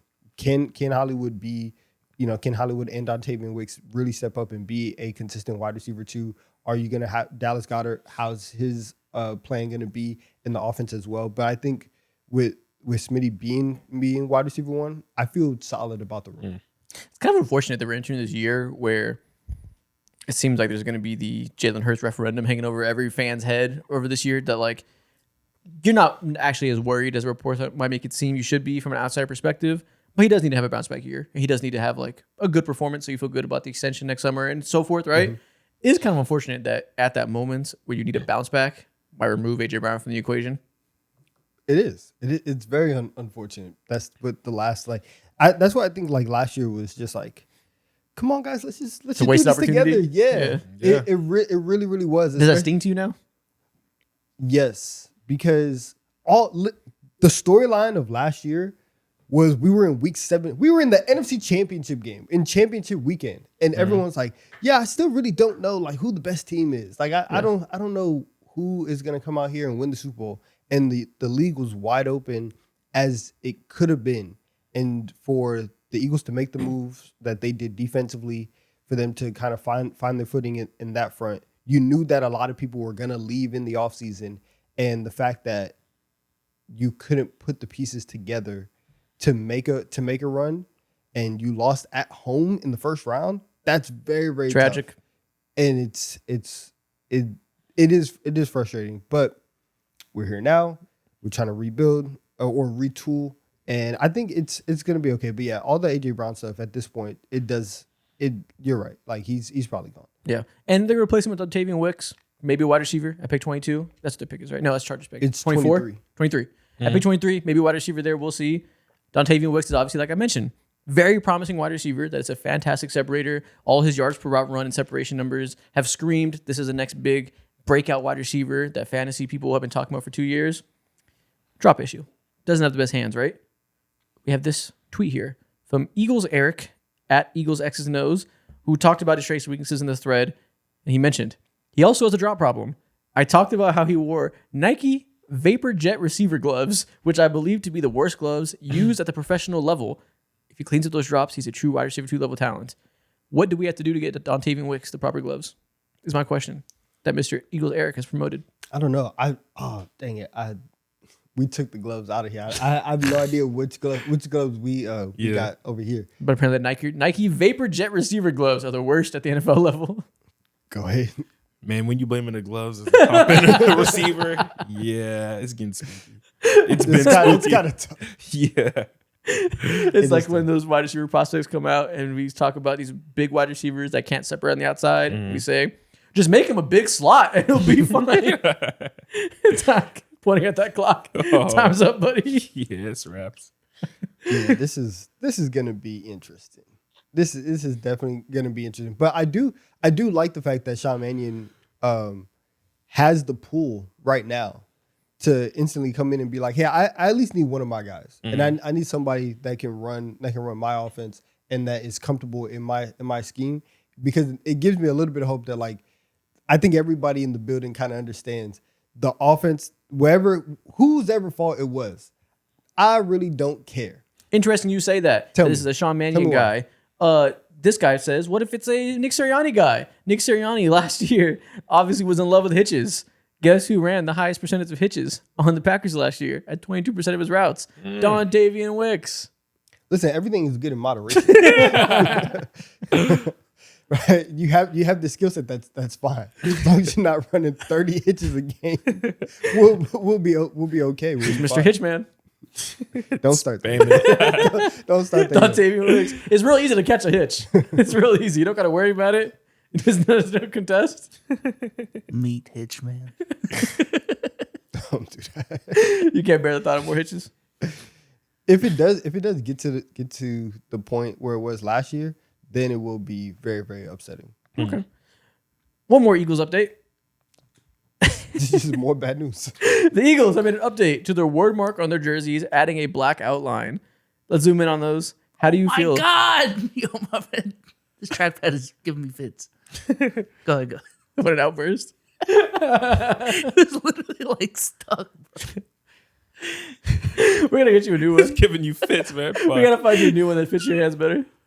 It's not even, it just gets stuck sometimes, man. No, I believe you. I get it. It's fine. It's fine. We just got to find one that fits better. So yeah, they added a black outline to their text. And my God, is that shit like blocky as hell.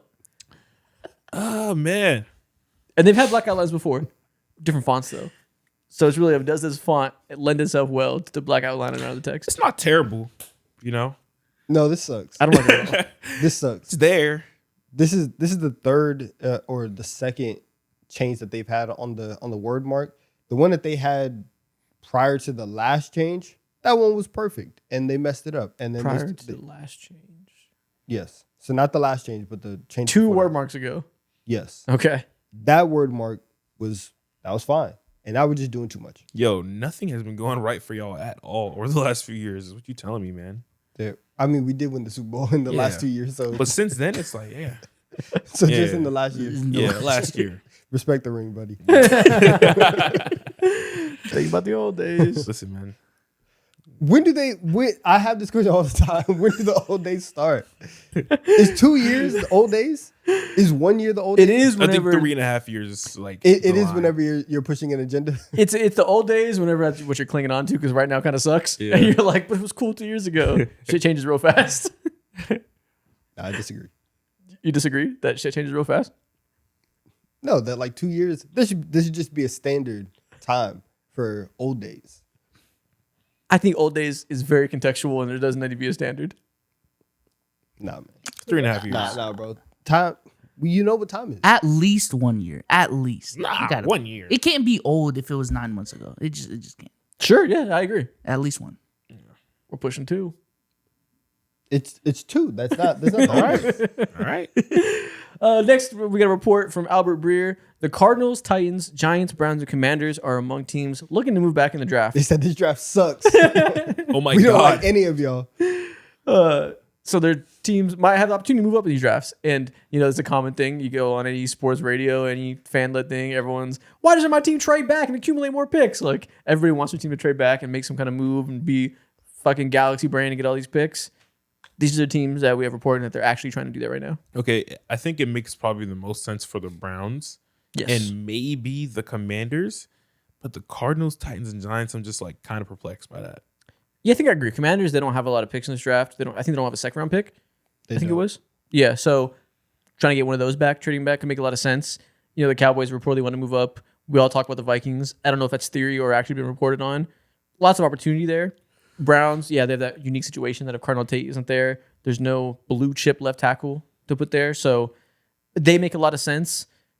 Yeah, Giants, Titans, and Cardinals. Like, man, you need blue chip talent. Yeah. The Giants one, I think, is the most interesting because I think for the Titans, like, you have so many needs in that position. You're right at that line of the three, or no, you'll have an opportunity to take an edge because Mendoza's going 1. Yeah. But like you're at the start of the Jeremiah Love zone, and you don't necessarily like want to be there. You want to feel like you got a little bit better value on that. But to trade back, I mean, people have to be willing to trade up as well. So, like, are there going to be 4 to 5 teams that are like, yes, in this weak draft class, we're going to give up assets to go get these guys? Will there be 4? Absolutely not. There won't be. Which teams are most likely? So we have reported that the Cowboys want to. Who else would make sense? We pull up NFL draft order.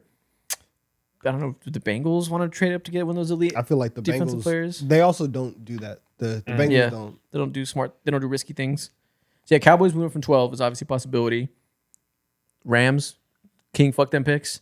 They still got 2 in the first round, don't they? No, they traded 1. I'm dumb.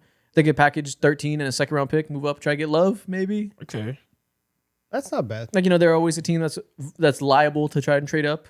Do the Lions ever like make wild trades? No, but they're not in a position where they're gonna trade up. The Rams is funny. What if the Rams just go like all in, as many first round picks as they can trade it in this moment?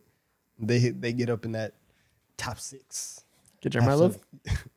Whatever. They end up getting like Sonny Be nuts. Styles at 6. Woo.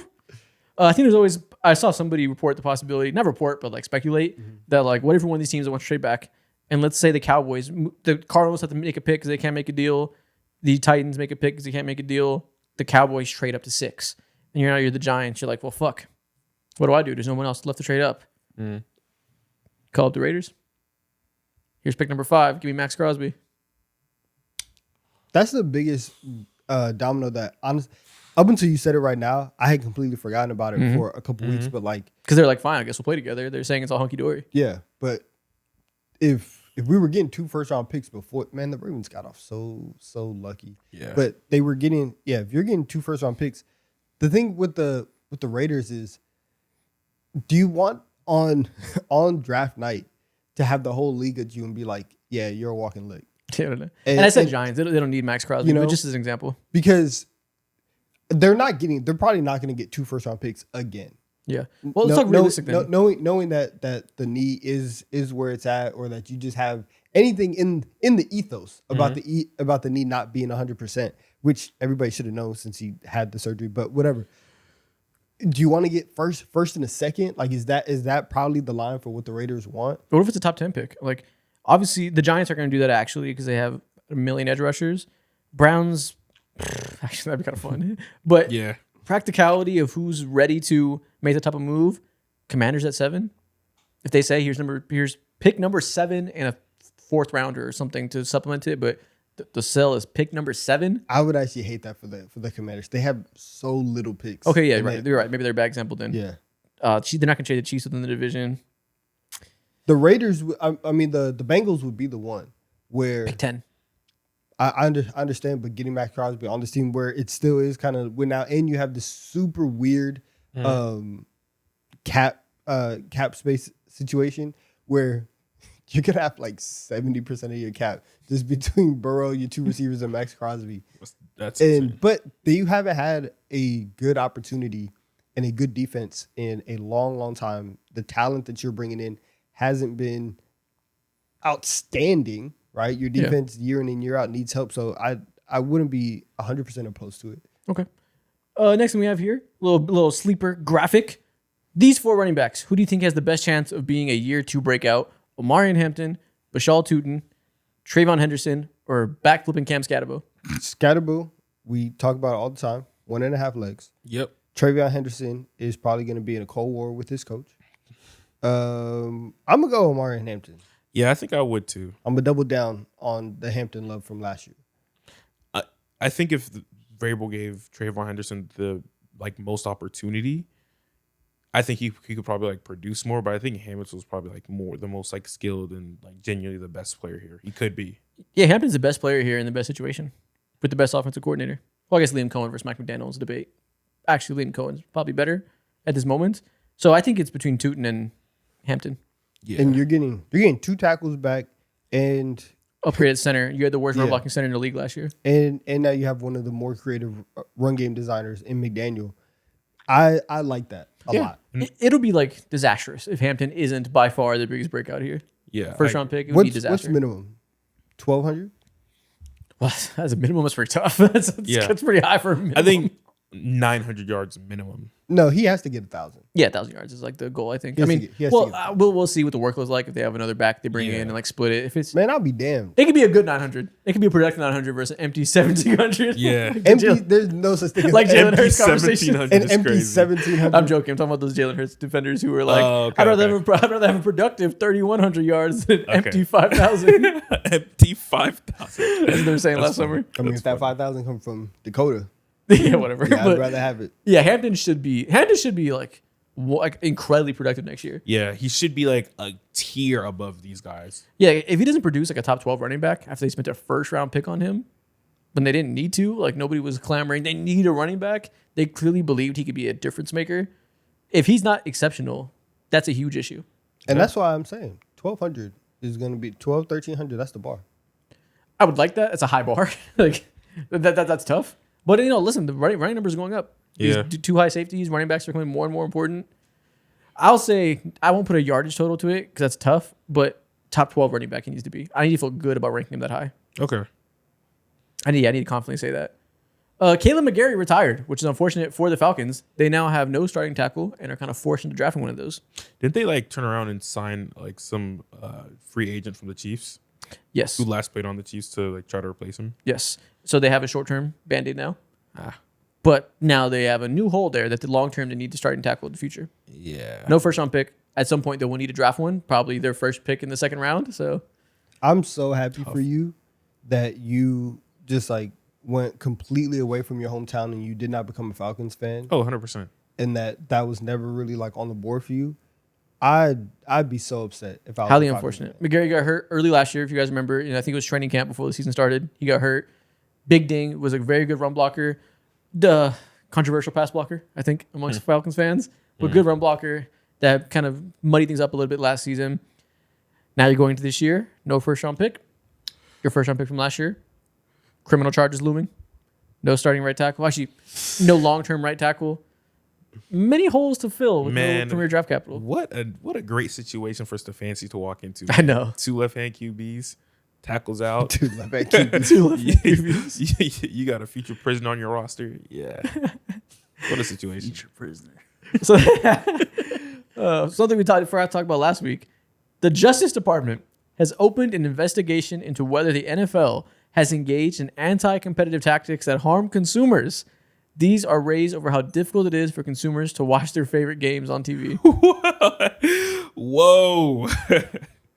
Investigation for anti-competitive tactics. What the fuck? Yes.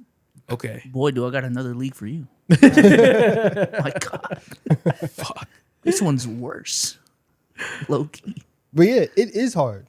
It is hard. Like if you were a true sicko and you wanted to watch every single NFL game, YouTube TV or a Sunday Ticket, Tough. you need Prime, you need Netflix, you need all these different platforms to watch games.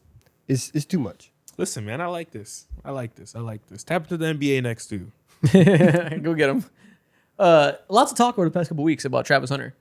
Back in February, there's a report that he's going to slant more towards corner this coming year than he did last year, where he was like almost exclusively a wide receiver that played like 15 snaps at corner. Now it's going to slant a little bit more towards cornerback. We don't know exactly what that means, but he will play more corner, was a report in February.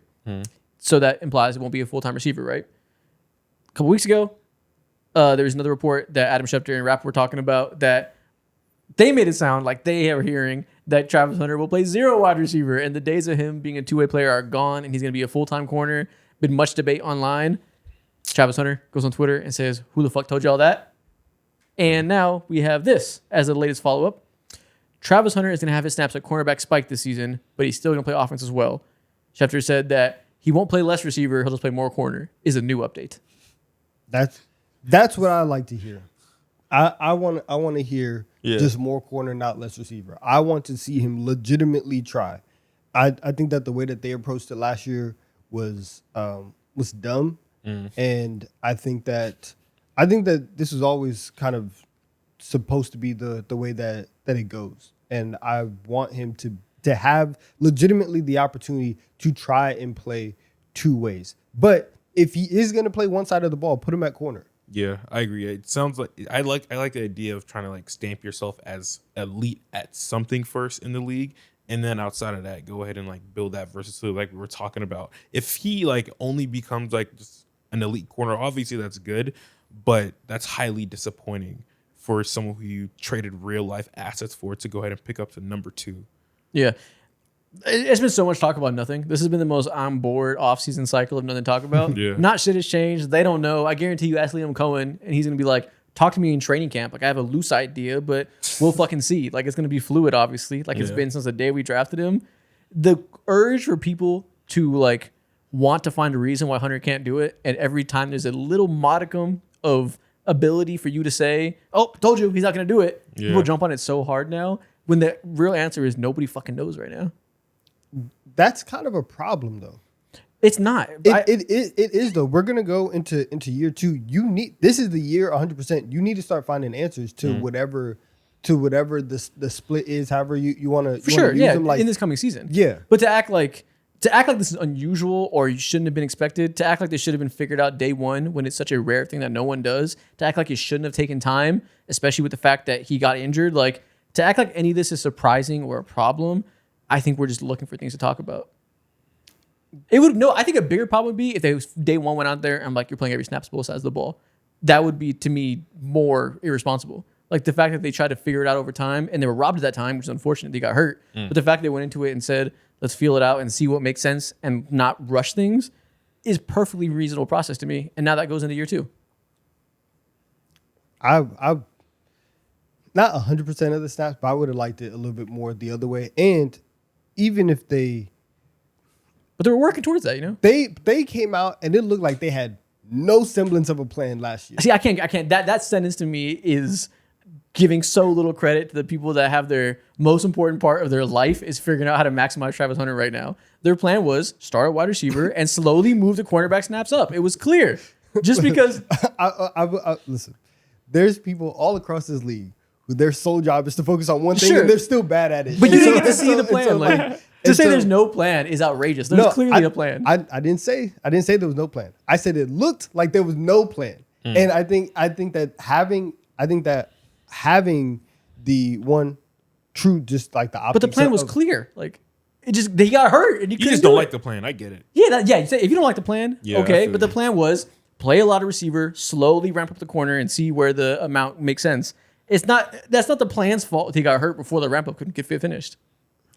They need to figure out 100% what they want to do, and for what Mo said and what we've been saying this entire time of Travis Hunter is amazingly talented, and the assets that you went up to get him is the type of haul that you would trade for somebody who you thought could give you legitimate value on both sides of the ball. Yeah. And I think that any plan that is not going to allow you to maximize both sides of the ball or try to be some gadget guy here, gadget guy there, if it ends up being like that, then that's fine. But I also think that Travis is a very unique situation where low key kind of deserves the opportunity just to try. If everybody else is right and all the hating is actually just true, that he can't do it,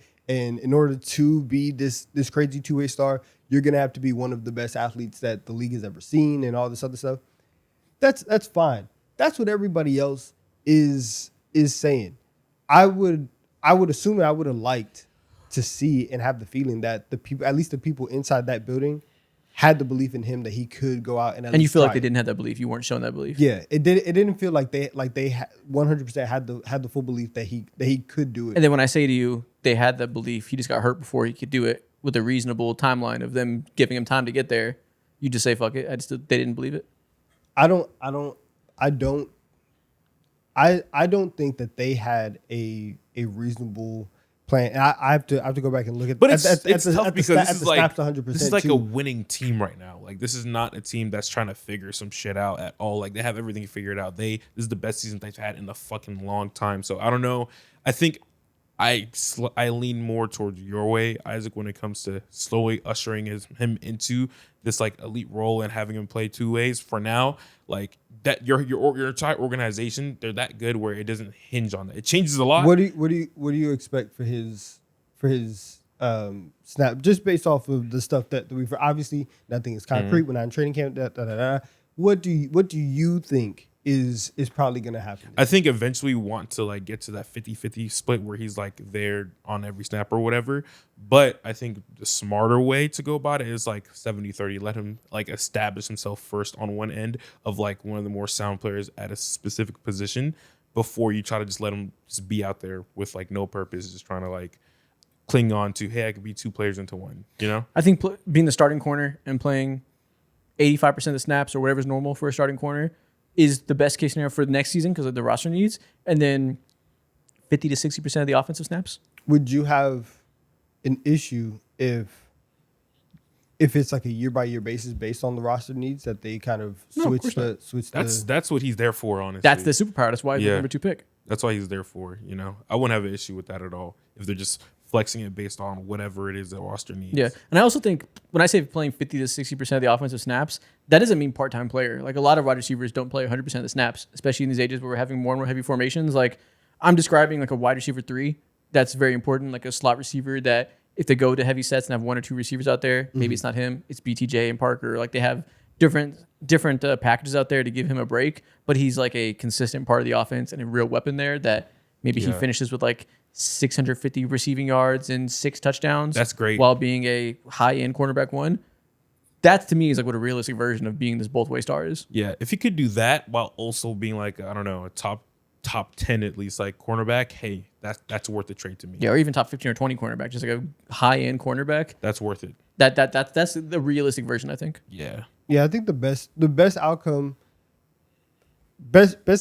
obviously is he's just amazing at both, and everything that he said that he could do, he's able to do. That's best outcome. After that, it's you find something that you can actually major in, and that like it feels like that's probably where it's gonna be at.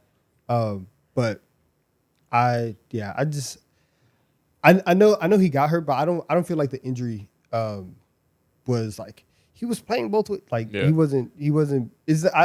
I see you. You know what I'm saying? Like it's though. not some like crazy like overuse injury. So like I would still want him to have the opportunity to try and double major. Yeah, and he'll for sure will. Like You know. all the point of this, like he for sure will get that opportunity, and everybody dying to be like, see, they're not going to let him next year. You're out of your mind if you think they're not going to try. If they're not going to do what's best, like they're clearly going to give him more time before they shut down the vision. Jeremiah Love, if he falls to the Chiefs, move the sticks. Says down. Jeremiah says, I think all bets are off, and it's still very possible the Chiefs take him. Hey, man. I love this. Doubling down after you signed Kenneth Walker to like a nice price tag. Hey. More than nice. Yeah. A fat price tag. He got a bag. Oh my God. After coming off of Pacheco and Kareem Hunt's hoops. Ooh, yeah. So if you say we pay Kenneth Walker to not be in the situation where we need a running back and we can pick a high value position in the draft, would it be irresponsible to double up a running back? Or is Jeremiah Love so special you'll let it rock? I don't think it'll be irresponsible because I view that as something to help this argument in my head is like, okay, like maybe you really like emphasize to Mahomes, hey man, you could still use your legs, but I want longevity out of your career and I want to prioritize these other guys before you when it comes to that. So I can understand that. Because if you think about it, either you get 2 running backs and you have this dynamic duo that will be valuable, or you get 1 running back and you have a cornerback 1, or an edge rusher 1, or a tackle 1, like one of the more important positions for a foundation of a team. I want to do it so badly. Yeah. I really do. Let's say Mansour Delane and Ruben Bain are both there. And Jeremiah Love. 3 of the best players in the draft. And Caleb Downs. Fuck it. Throw him in there too. Damn. Everybody's left. Now, personally, I wouldn't do it. I wouldn't do it because I'm trying to protect my job. Fair. It's not even about protecting the job. We have to get back to winning Super Bowls. Yeah. Immediately. And listen, George Karlaftis is probably not going to lead us. He's probably not going to lead the defense to winning a Super Bowl this season. We have to start building some stuff out just for the future. And I think now, especially since Travis Kelce is coming back, it feels like a last dance. You really want to maximize this year, and I think that getting defenders is it should be at the top of the list. It would hurt to pass on Jeremiah Love when you had an opportunity to do it, but you have to eat your vegetables, do the smart things. Your defense also just went to like half the defense is just not there. Yeah. All right, that is the end of the news for this week. So now, Don, it's time. B-Souls, for you to press that button. Yes. It is time for Producer Corner. What do we have today? Yes, Producer Corner. Kinky Souls, you have Producer a candle Corner on right part now? 2. Yeah, Say, Kinky Souls, you have candles on right now? Oh, that's not me. Oh, he does have a candle. you sure on. that's Who not are you? you? What are you feeling like right now? What you It was trying to do? already on when I No, got no one here. wasn't. Kinky souls, you got a light dimmer? What's going on, man? Yo, Audio chill, listeners, bro. what the fuck is going on, man? He's got a Bath and Body Works candle. What does that say? What kind of candle is that? Sweater weather. You got sweater weather on right now? The hell? Sure. All right.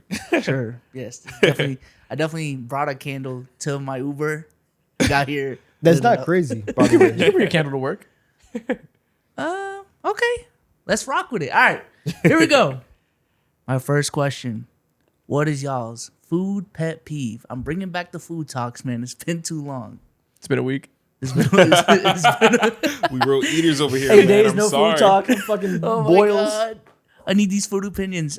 So for an example, mine is rice touching pasta. Unless it's dirty rice and mac and cheese, that's the only way that's acceptable. Okay. If I see like white jasmine rice touching spaghetti, I'm not touching that And dish. so does that apply to other food things? Are you not a big like food touching type of guy in other ways? Or is that the only one? That's the main one. I would have to think of other ones. When I was a kid, I didn't like food touching at all either. Yeah. I think I'm over that now. For me personally, in my country, we're like very stew based, or just majority of West African countries are like stew based foods, and something that I personally don't like, and it applies to like any other food, to any other regular American food too, is when you like just immediately mash in whatever soup in with your rice. I hate it when people like take a bunch of fries, for instance, and they just pour all the ketchup on top of the fries instead of dipping. I'm a very big dipper. Okay, so you personally. like dip rather than spread. Yeah, I hate the We got a spreading. sick fuck up here who does Then he- Sick. ketchup. Do Sick you fuck. hate the Yup. concept of loaded fries in general? No, I don't hate the that's different. That's entirely different. For It's me just with personally. condiments. Yeah, condiments. yeah. I'm like, you're kind of disgusting. Like, what type of man are you? 12, bro? Like, take your time. That's him? You gotta It's a bust all over childish your thing to fucking do. fries Donovan, like is that. that your bag? Slow down, bro. That is my preferred way. Yeah, I hate you, bro. That is my preferred way. Of I've been telling him of it's having weird for like fries. 8 years. That's disgusting. Yeah, so that's just what I do.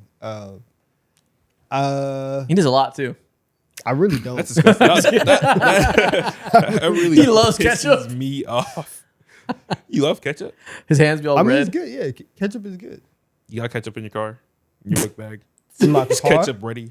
Yeah. ready? You be stocking up on like the ketchup packets when available? I do. Hell yeah. Yes. Okay. Yeah, I have a drawer with like soy sauce and ketchup packets and stuff like that. Okay. My biggest food pet peeve is I hate when people leave food out after cooking or like leave food in the sink. I really like it's a very weird like sensory thing. I hate doing dishes when there's food like in the sink. Like when I'm doing it myself, as soon as I'm done cooking, I'll immediately clean off the pan and like get the chunks off. So when I go to finish cleaning it, it's already like relatively clean. Or if I'm throwing away food in the sink, I'll like toss the food in the trash before I put the dish in there to clean it. I fucking hate reaching in there and there's chunks of food that I gotta get on my hands while I clean. Yeah. Utterly disgusting. I got over that a long time I ago. hate it. I can't. Like when I was a kid, I used to go to war with my mom about doing dishes because she would leave like mashed potatoes and shit, and I'd be like, I'd be like 8 years old, like crying, like I hate doing this. Don't make me do it. It deeply upsets me that I deal with like food in a gross manner. Nah, there's sometimes I'm not gonna lie. Like I have a pot and it's not like dirt. There's not like a whole bunch of food in there, but it'll just be a little bit. And I'm just like, you know what? Lid on. I'm gonna let it soak. That's what I overnight. say all the Yeah. time. Yeah. Lid on. I'm gonna let it soak. I'll take care of this tomorrow. I And can't. Soften it up, man. Exactly. It's too hard right now. Yeah. I think it's disgusting. And like, I'm just like weird about it too. Like I hate when I walk in a room after we're cooking and like smells like food. So like I got a lot of candles. I hate when like the chicken smell lingers too much, stuff like that. Like Alexia, she says that all the time. I've never cared about that. I'm just like, it is. The only time it really Like, I'm bothers me cooking, you're is if welcome. I'm like in a it car. smells good in here. Yeah, but it's like, what if you're not in the mood to smell like Yeah. fucking chili, beef chili or whatever? That's smelling like annoying as food when fuck. you're not eating food is unappealing. Brother, and any What? African child can relate to this. Our smells are fucking potent as hell. One of the worst things to experience as like a 5th grader in fucking 2012 or whatever year is coming up into school, Mind you, he was like that 7th grade in 2012. coming into school smelling like fish, bruh. Smelling like okra soup, bruh. Before It's being the African worst. got cool, huh? Terrible, bruh. Jacket smelling like hella like Now everybody's sauce. an African hype beast, huh? Terrible, yeah. Terrible, bruh. When was the great pivot? I don't know, maybe like It's like 2020. yeah, I was thinking 2021. like 18 through 20.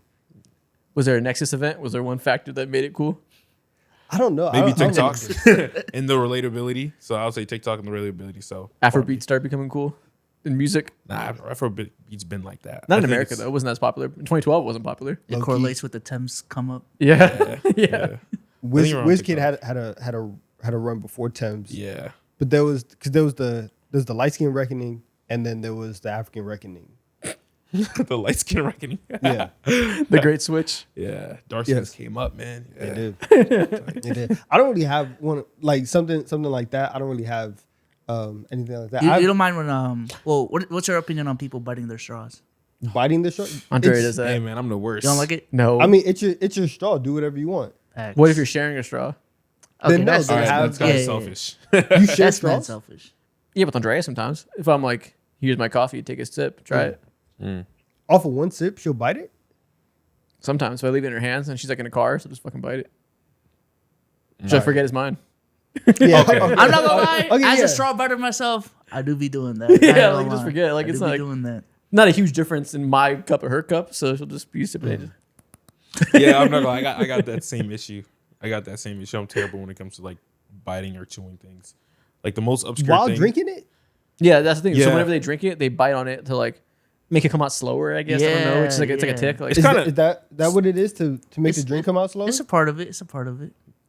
It's like a different, I'm a different sorry for that. flow. it's like the sip, you know? Yeah, it's a different They- flow. They control the flow of their sip with their teeth. Oh, okay. Oh, Man, I didn't okay. know that. That's different. It's also just a chewing thing too. It's like Yeah, both. yeah, it's yeah. just Like both. I'll bite my I understand your culture. like I'll bite a straw, but only after I'm done drinking the thing. Like oh, you're done. You just gnaw on it like it's fucking Yeah, pencil. yeah. Like I had a lot of for the longest time. I just like had to be like chewing on something. Like I used feel to you. chew. I used to chew gum like crazy. I used to go through a pack of gum every 2 days. You cheating?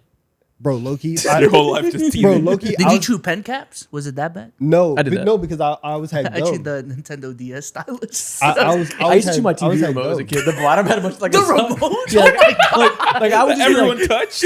yeah, yeah. I'd just be sitting on TV, just like my phone, just like it just like rests on my teeth and it's kind of like slightly gnawed it. Like I wasn't like fucking shoving it in my mouth, but like the edge of it right here, I'll just be like for no Okay. reason. Oh my god! You saw this single day. You come up here and tell me stories about you as a kid. You sound like the worst kid ever. I would You're fucking hate deviant, you as a brother. Oh my fucking god! I Chewing did, the first shit. of all, I just did the same thing y'all did with a different object. You chewing a remote? It's public, man. I have guests coming in my fucking living room. Yeah, that's true. Come on now. I'll- Oh, so I'll I remote mentioned- That's in a a while. very big object to chew, man. Yo, man, out of everything in this crib, the remote. Wait, did you everyone chew touches? it when y'all had like the Comcast TV remotes too? He just had a brick in his mouth. That's what I'm saying. Freaking- Hey, keep in mind, I didn't put the thing in my mouth. I'm talking about the edge of it. So with my phone, I'm like this. Like That's still crazy. Man. it's the same way you have a pen. You just kind of like Were leave it there there. teeth Like marks on the remote? yes. Kind of mind you, I'm talking about when I'm like 7. Oh my god, man. I didn't have a great concept of looking out for the community remote. I wasn't exactly considerate 7-year-old. That's awful. Man, that's hilarious. Yeah, this is a little like, yeah, the little chew marks. I haven't. Yeah, I'm trying to think. Tout myself. I do chew on bottle caps. I do too. I'm a to big this day. chewer. I'm a big chewer. Yeah.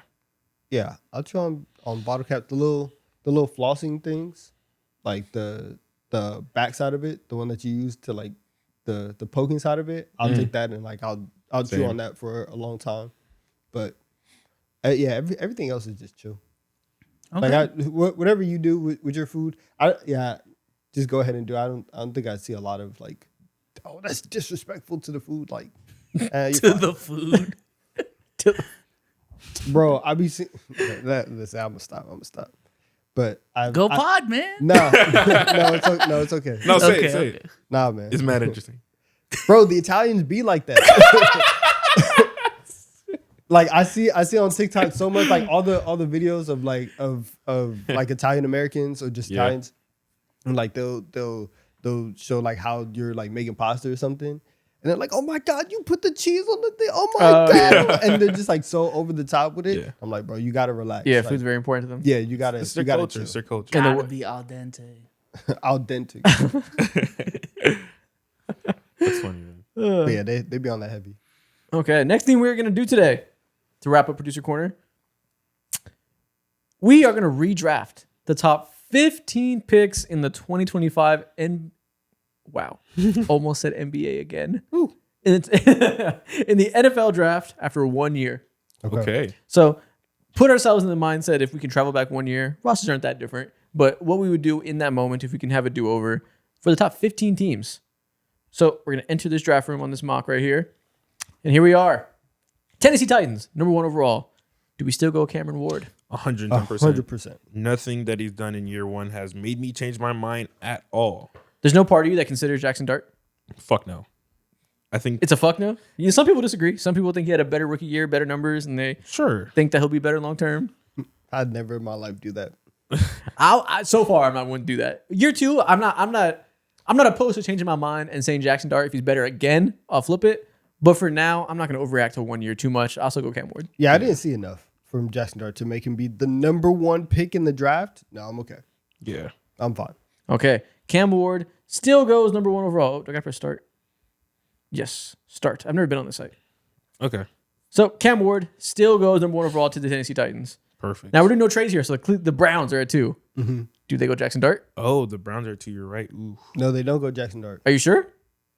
I'm sure. They need a QB. I don't horribly. know. I think they might. Do we think Jackson Dart will be a starting caliber quarterback for the next however many years? I mean, I think so.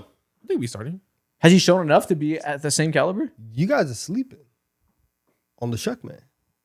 Are we drafting a 55-year-old quarterback number 2 overall, though? Ooh. First of all, he's not 55. I'm at 48. It's a redraft, so we have all this information. He's good, but does the age factor hold you back from being this high? Nah, I think you're right. We do to go get Shuck. them out the wilderness? Yeah, we do go Shuck. You're right. I forgot about him. So you saw enough from Shuck that you think he can be the starting quarterback for the next 5 to 7 years? Yes. I think Okay. Shuck is going to be better than Jackson Dart. Okay. You think Shuck will be better than Jackson Dart? Okay. Okay, yeah, that's fair. At I like minimum that. for the next 3 years. Okay, I like that. Okay, I got to scroll for a while to find Shuck been on a this minute. because he wasn't He was a second round pick. Jackson he Dart. was Yeah, no. Pick 35. This is a big board from before then. They got Jalen Milroe before him. Can you separate the billboard by position? I believe so up top. Oh, I missed that. Probably. That makes it easier, doesn't it? Where do you see it? Oh, there it is. QBs. Okay, so we're going to go. Are you sure? Yeah. Age yeah. doesn't scare you. I'm 100% fine with that. Okay. Let's do it. Tyler Shuck, you are a member of the Cleveland Browns. You're here to save their franchise. Number 3 overall, we have the Giants. They took Abdul Carter, right? So they're going to lose Jackson Dart if they don't pick him here. I still feel like Abdul Carter is going to be a star. Like I have zero belief that he won't be a star. But they have to. But they need their QB. This might be where you go get Jackson Dart. Yeah, because if you know he's good now, he will go in like the next 2 or 3 picks. He will. Yeah. So Okay. I would take Jackson Dart here. Okay, Jackson Dart. Shador's still above him in this pre-draft. Jackson Dart goes number 3 overall. Now, New England Patriots. Abdul Carter is staring at you. You need a tackle. You had Drake May. Everybody knew from the moment that they got the 4th overall pick, we just said tackle right there. So, Are you scared of Will Campbell from the end of the season when he was hurt and the length hurt him a little bit more? Do you go Armand Membu? do you go Kevin Banks? I think Membu was the best of that bunch last year. But the question is, are you giving up on Will Campbell being the best tackle in this draft? The length is the length, but he was also injured. The knee injury hurt him. Maybe. I just think like knowing what you know now and seeing what the other 2 tackles did last year, I don't think it would be crazy if we went there. Yeah. I think I might go just to not have any of the noise of literally all year long. Every week it's like, let's see if Will Campbell can survive. We get to the playoffs. Obviously, he has a bad run because of his injury, but it's like, wow, he's really in a bounce back year. It puts him in a tough position. Yeah. So I would go Membu here. Nobody's ever going to Photoshop Membu with Desmond Bain arms. It's never going to happen. You will never see that image online as long as you live. Let's do it, man. Membu at 4. Okay. Well, I think Will Campbell can still go high. We don't got to overreact and say he's never going to be good, so he can't be drafted. But Membu alone can get over him. We'll have debates with Kelvin Banks. Okay. Now we have Jacksonville at 5. Trade up to 2 in the real draft. Now they're here. They can still go Travis Hunter. This is where they go because they're shocked. So, oh my goodness, we wanted Travis You're right. Hunter. You're right. We don't have to Naturally. do anything. Now you have much more to play with. They go Travis Hunter here at 5. Abdul Carter's still there. Do they go Travis Hunter over so they did pick Hunter over Abdul Carter in real life. Do they still have the faith that he can be this 2-way star, that it's worth picking him over what should be a star edge rusher? I think you still. How much faith do we still have? If you were in that building, would you still have faith you could maximize Travis Hunter? I believe in Travis Hunter to an insane amount. Yeah. I would take Travis This Hunter. is a swing still. Yeah. Yeah. After year one, I don't think there's no reason why you wouldn't redraft him at this position specifically. So I would do it if I was him. Yeah, I mean, they have a good edge rushing duo. Man, having an edge rushing trio with Abdul Carter would be pretty It would be sick. Yeah, nice. that was crazy. It'd be pretty nasty. sick. Do we think about McMillan? Do we think about Genty, who obviously up and down year? They could go tackle. They could go Will Campbell. I wasn't really thinking. McMillan would be tackle for fucking them. filthy on this team too. I know. No, let's go try. Okay, we're still going Okay. to Let's go believe try. we can maximize two-way star Travis Hunter, number 5. Now we have number 6. We have the Las Vegas Raiders, who picked Ashton Genty. I'm thinking Abdul Carter. Or I'm thinking Will Campbell. Tackle would make sense, the whole thing.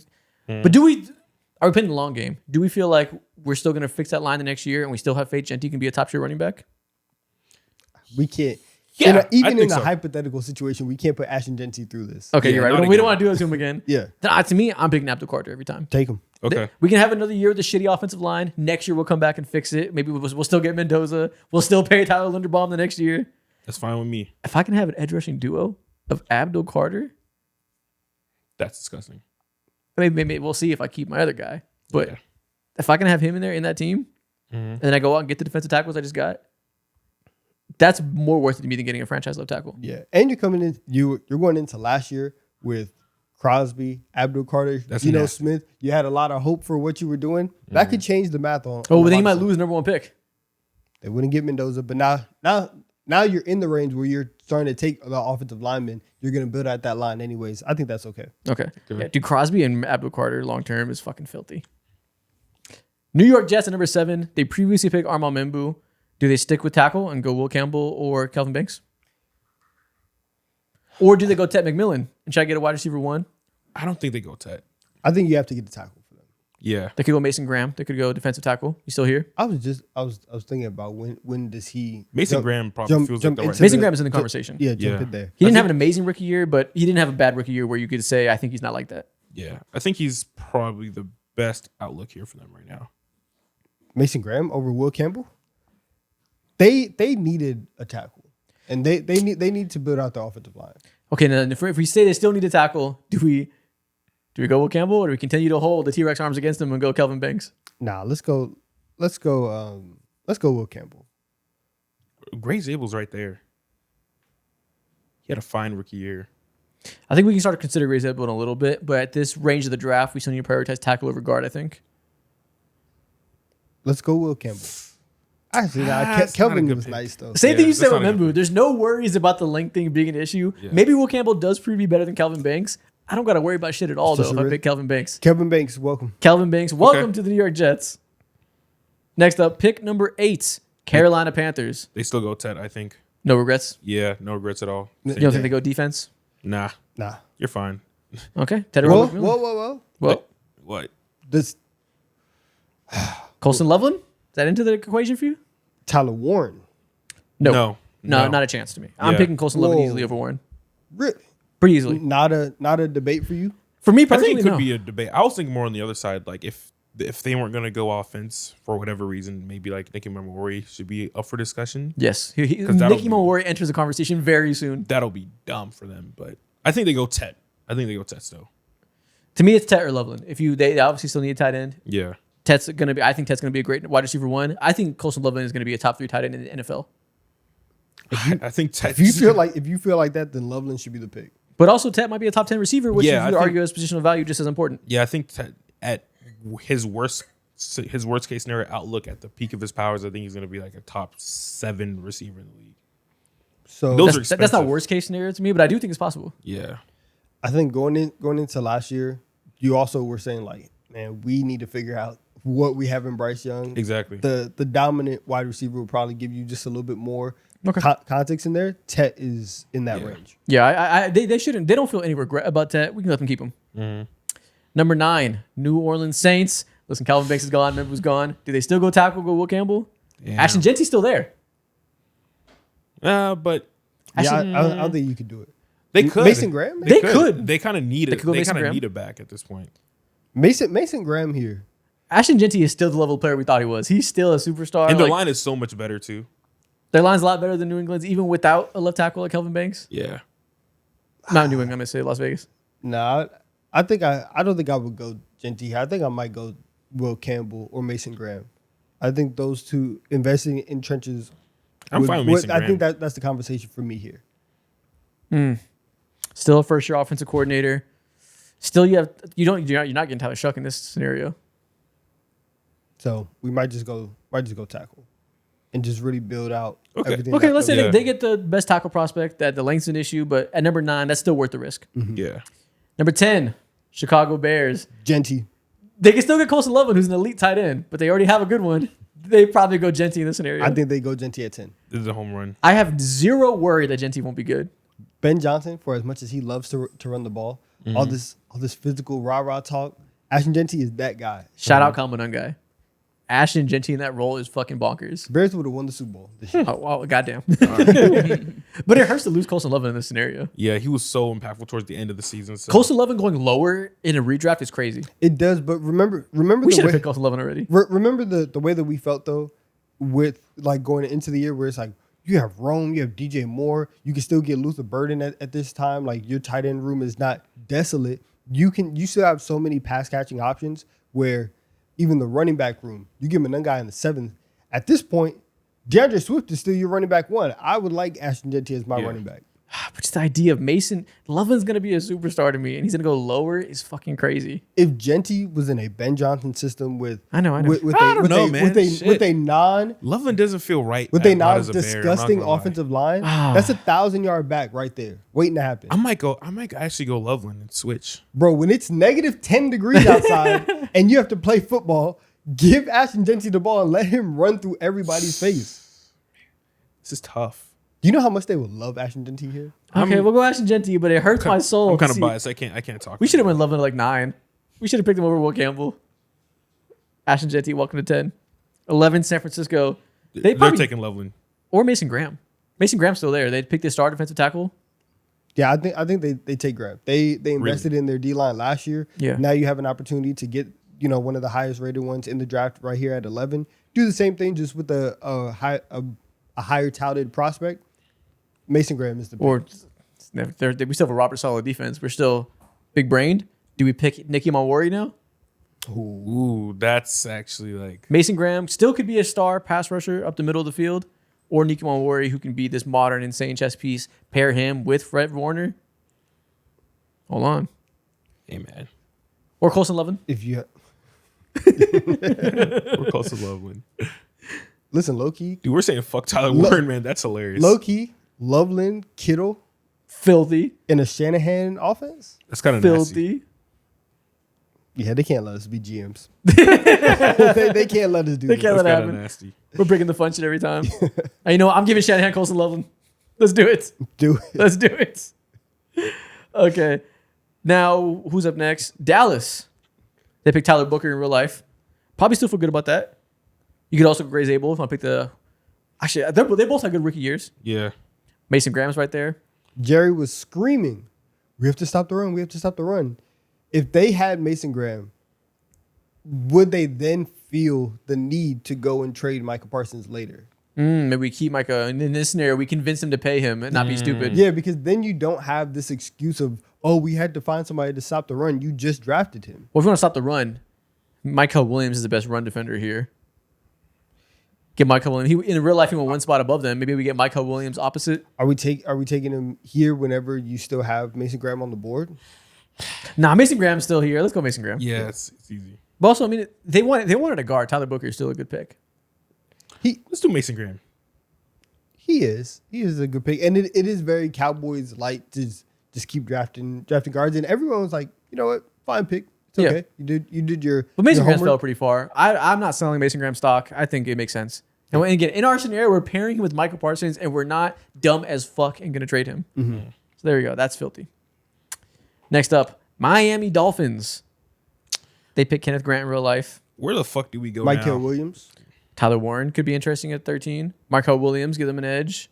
Tyler Warren for what though? Nicky Malwari, try to save their defense. Yeah, I think Nick can just try to have him like save your life. Honestly, that's the best. Or ceiling Tyler for Booker him. or Grace Abel, give them an offensive lineman. They picked Jonas Avenea in the second round, who was utter dog shit in real life.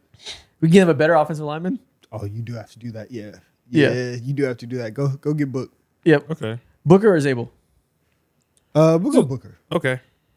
Sure. Sure. Tyler Booker. One of the big guys. Indiana. Indianapolis. I think they that's still. Indiana. Like it's NBA. Yeah. I think they still take Tyler Warren. Yeah. They could pick Tyler Warren. Ooh, there's other options though. Again, Nicky Malwari is on the board. I mean, Shador's on the board. Oh my god. Oh, maybe they do go. Come on now. Maybe they do go Nick because they paid, bro. They paid Alec Pierce so much fucking.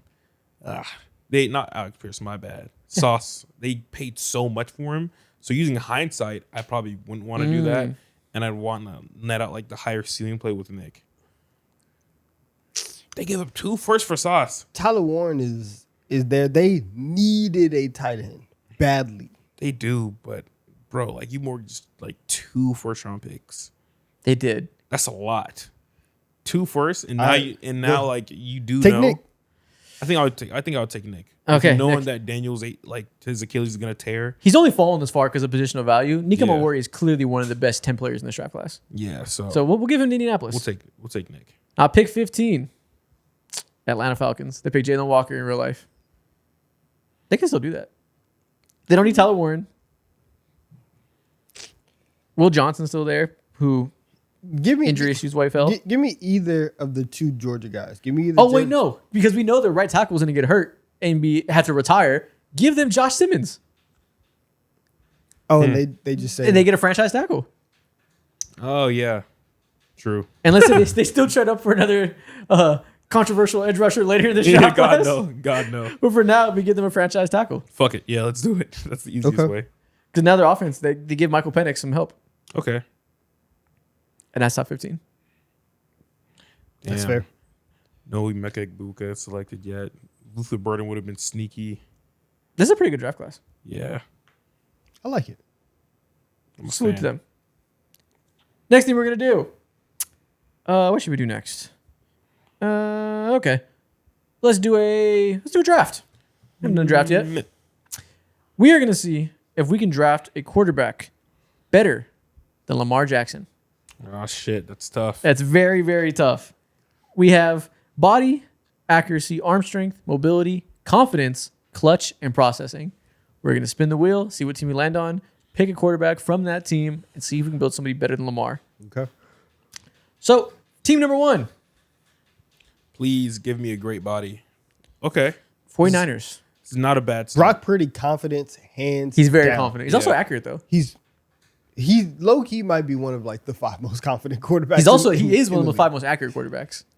Listen, If we can get him a stronger arm, that's like top tier accuracy. we're rich as hell right now. Yeah, we're eating. Like, We could do We're doing anything. good. We're doing good. There's some other. We can find some like bozos that suck that are confident. We don't. There's not many quarterbacks more accurate than Brock Purdy, and they might have other traits that we want. Yeah. Brock Purdy's coming off the sideline, hitting the Dougie. Listen, there's no sauce category, True. but Purdy accuracy. Yeah. Okay, Okay. that's fine. Yeah, that Can't would. complain. He last year he had like one of the highest rates of accurate passes in the league. Like he was throwing fucking dimes. Yeah. Next one, All right, give us another killer. San Francisco again. Should we allow so ourselves to often. pick double Purdy? Double Purdy. Nah, I think at this point we have to go. With Yeah, okay, Mac. spin again. No respins. We already made that rule for these 2 shows. That's funny. Next team, New England Patriots. What do we want from Drake May? Do we want a little bit more mobility, I think we can go for one of the like fast quarterbacks. but also just body? He's a big guy. Very Great very- deep ball. Deep ball is like accuracy. Yeah, but He's pretty confident. a very prototypical build.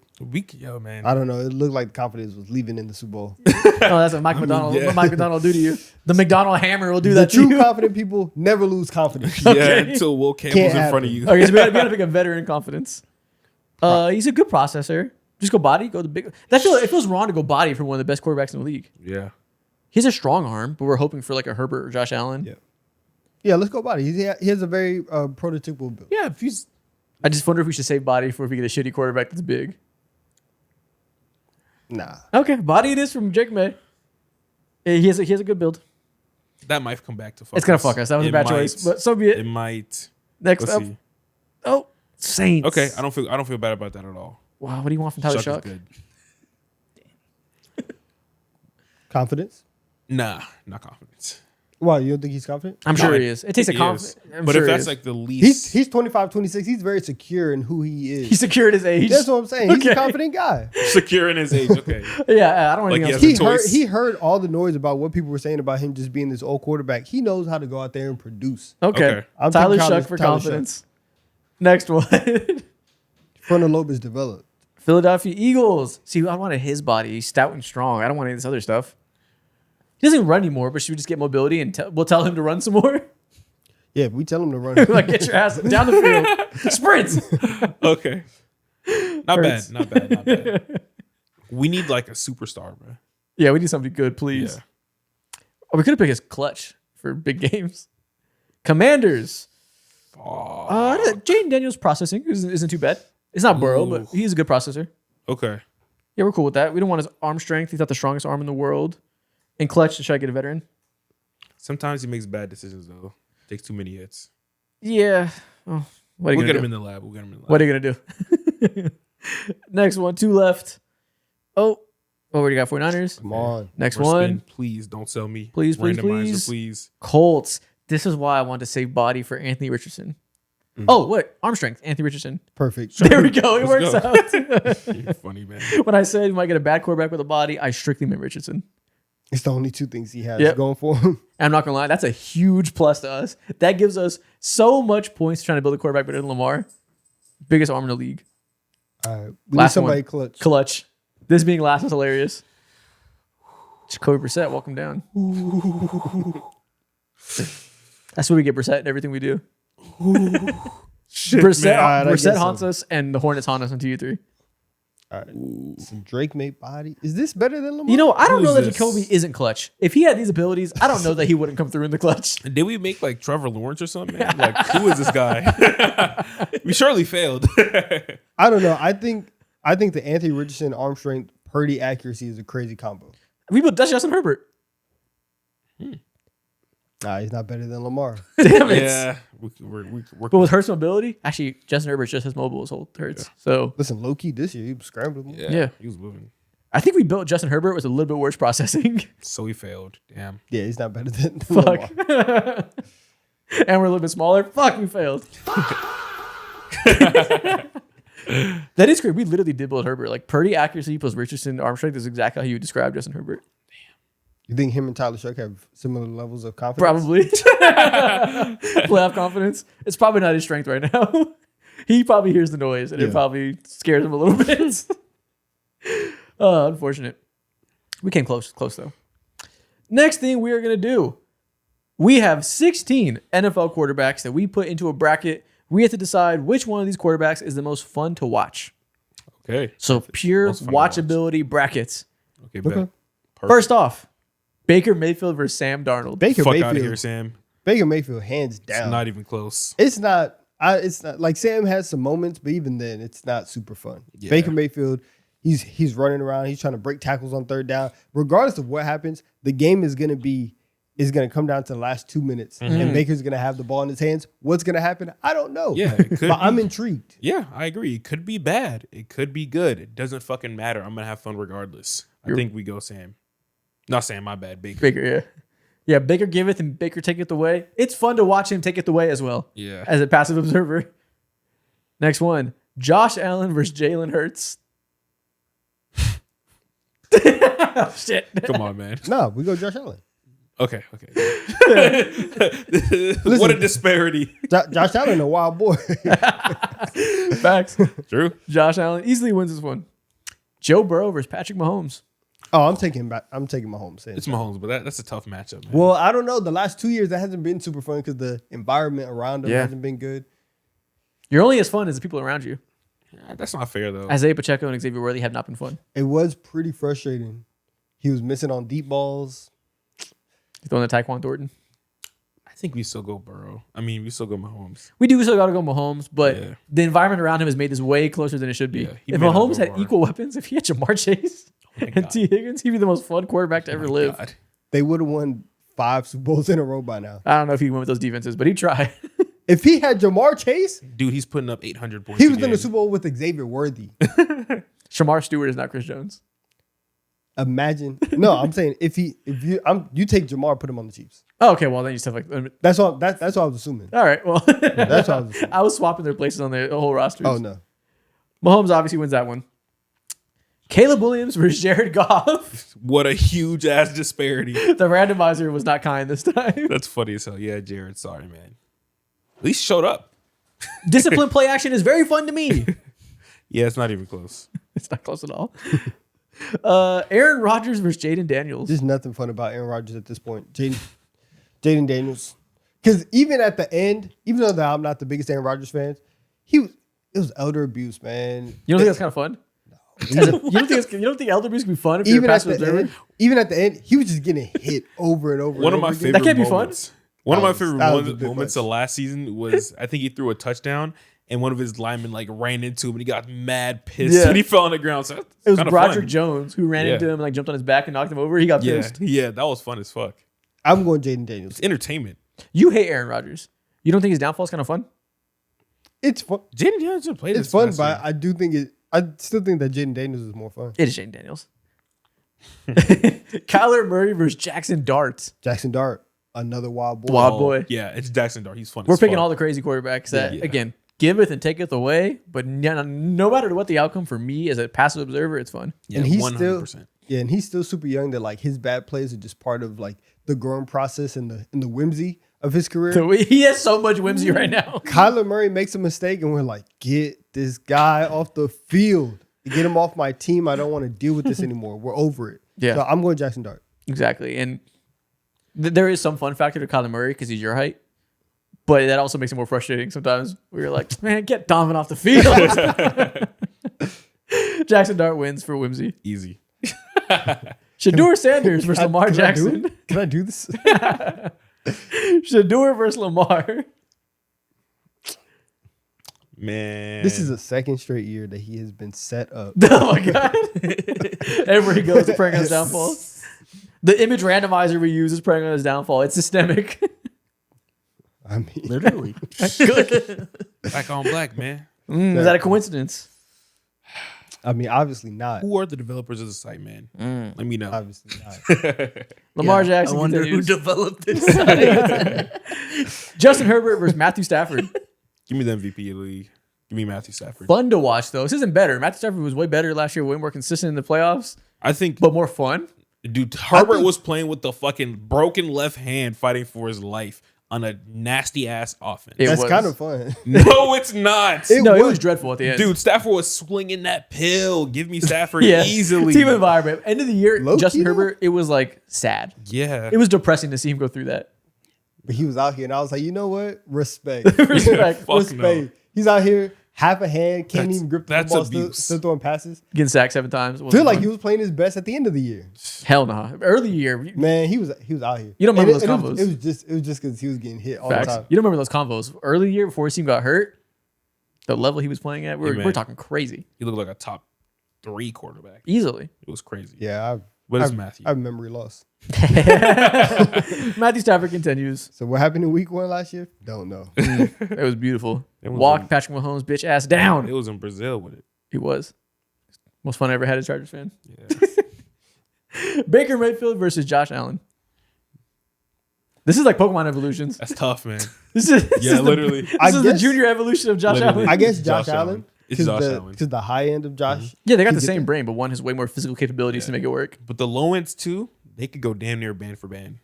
Oh yeah. Tough, They man. can't go. Highlight reels of dumb shit. They can compete. Yeah. It's Josh Allen though. He's overmatched. Yeah, because if you hate watching Josh Allen and the turnover that he had in the playoffs, Yeah, we're that's just exactly threw what that bitch down. what you want to see. Yeah. And he's just capable of doing more things than Baker. Yeah, it's just like one of the best of all time. It's like kind of hard to compete with. Oh, yeah. Patrick Mahomes versus Caleb Williams. Right now in this moment, One has an man. ACL, one doesn't. Caleb. One has a active lawsuit against George Gervin. One doesn't. And that's fun. One's cosplaying as a Drake nickname. One's not. Points against Caleb. That Listen, is. man. Give me Caleb. No ACL is very, very Let's say he has his ACL, but he does have a bad team around him of a boring receivers around Mahomes. If I have to see, yeah, I might have to go Caleb. Because watching Mahomes just like close his eyes and throw a deep ball, and Xavier Worthy just be like, "Well, where's the ball?" and not understand where to track it. I think I might go Caleb. Okay, for this one, let's take away some of the context. This is a true matchup that matters. Even now, what Caleb did in that playoff run, Yeah, man. purposely stacking the deck against himself, going down 21 every single game, just so that he can have a comeback. So that makes Caleb more fun. Is that he's so raw and so bad at times that he digs himself these holes, and that makes it fun to watch him get out of it. 100%. It's an Mahomes is just experience. Mahomes. Mahomes, like, he's just so disciplined now. Like, doesn't make tremendously huge mistakes. A lot of dink and dunk with those weapons. It's not quite as entertaining as the epic highs and lows of Caleb Williams. Give me Caleb any day of the week. Wow, we're going Caleb Yeah. over Patrick Mahomes. When it comes to the fun meter, yes. Peak 100%. Mahomes is the most fun quarterback ever. He might not be peak Mahomes anymore. Oh, Sorry, man. I guess in 2026, Caleb is more fun. Yeah. Jaden Daniels versus Jackson Dart. Dart. Yeah. I Fun. think Dart's Dart gone? got it. No, I think Dart got it. I have no idea, honestly. I don't know who I would pick right now. Jaden Daniels isn't quite as like, he's obviously very mobile. He's not a crazy frenetic quarterback to watch. Like, he's pretty disciplined, get the ball out on time, very like accurate.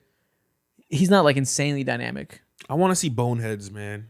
I want to see guys make decisions that they probably We're shouldn't be picking. making. We literally keep picking the stupidest quarterbacks we can. That's all we're doing. Hey, man. We're picking straight bozos. Give me Dart. Yeah, I guess. Yeah, I'll take Jackson Dart. Yeah. I'm trying to have fun, man. I'm trying to entertain. Jaden Daniels is way more fun. I honestly, I don't like neither of these guys. Oh my god. They're both in my division. I have no idea. All right, it's up to us. I picked Daniel. He picked Dart. What are you gonna do? All right, B, this is why we Bezos. have you. Bezos, you're the tiebreaker. No, you're the tiebreaker. You didn't pick. I'm about to say there's 3. You haven't picked. I'm giving up my pick to you. Okay. Okay. I'm gonna go Celebrity pick. with the quarterback that's dating Juju Watkins, Jaden Daniels. That's fun too, I guess. That's a very on brand decision making for you. Yeah. Lamar Jackson versus Matthew Stafford. Lamar. Shout out Matt. Damn. Salute Matt. Yeah, it was a nice run. Salute the Lamar wasn't MVP. fun last year though. He'll be fun this year. And next year. Traditionally, He's it is Lamar. though. That's fair. You know, did we give that grace to Patrick Mahomes? No, but we're giving it to Lamar Jackson because we like him. So, yeah, because Caleb was on the other end. So Yeah, exactly. Yeah, Matthew Stafford, Yeah. amazing player, but the fun factor isn't. Granted, he's pretty fun for a pocket passer this year. Yeah. He's slinging that bitch like you said. Josh Allen versus Caleb Williams. this might be the Super Bowl, the true Super Bowl matchup. This is the grand finals. This is tough. There's so much to unpack here. Josh Allen's a one man army, man. I know.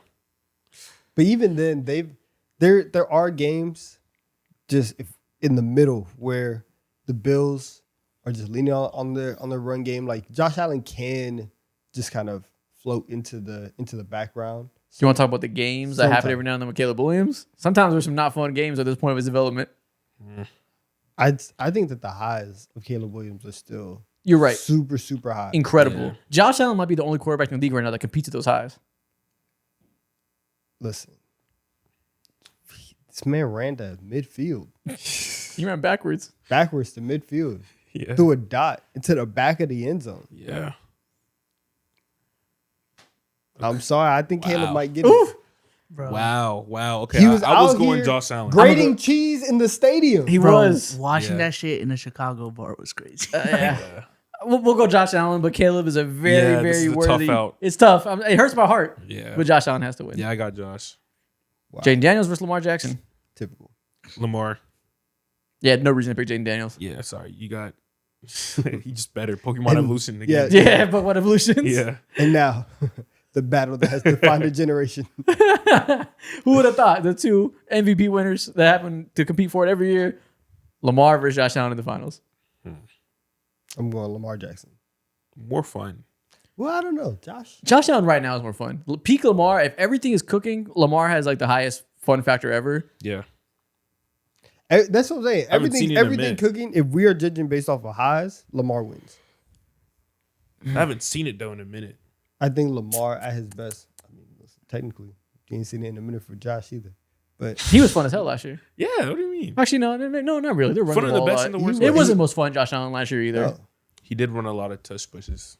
I think these two are such legacy acts. They both won MVPs. They both had long careers of being Everybody amazing. gets a trophy. We pick everybody at their peak, and we think we all know peak Lamar Jackson's the most fun quarterback. Yes. Okay, yeah, this is Super Bowl, so we gotta Yeah. go ahead and broaden Lamar our wins horizon. our bracket. Surprise, surprise. As a Lamar Truther podcast. I don't feel bad about that. Are we a Lamar Truther podcast? What's the truth about Lamar Jackson? Goated. Oh, okay, fair. Fair. I mean, what else you want to I hear? thought you were about to expose something. I was going to glaze. Oh man.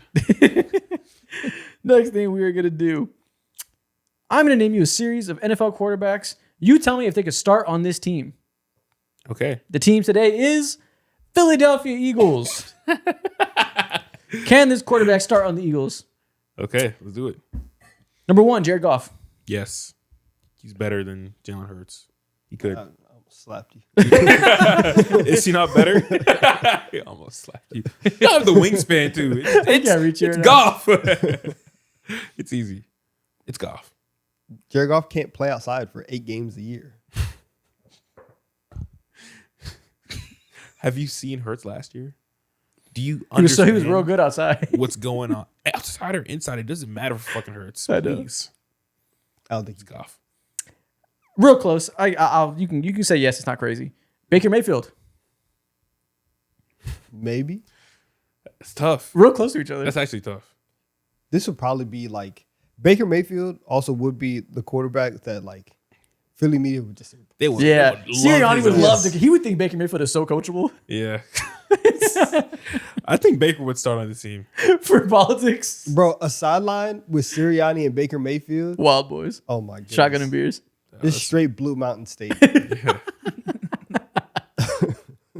Blue Mountain State. He's Yeah. Thad Castle. Jordan Love. Yeah. Yeah. Yeah, Jordan Love Love can starting. start. Okay, 3-0. His OC just went over there. Mm. He knows the system. He's yeah. cooking.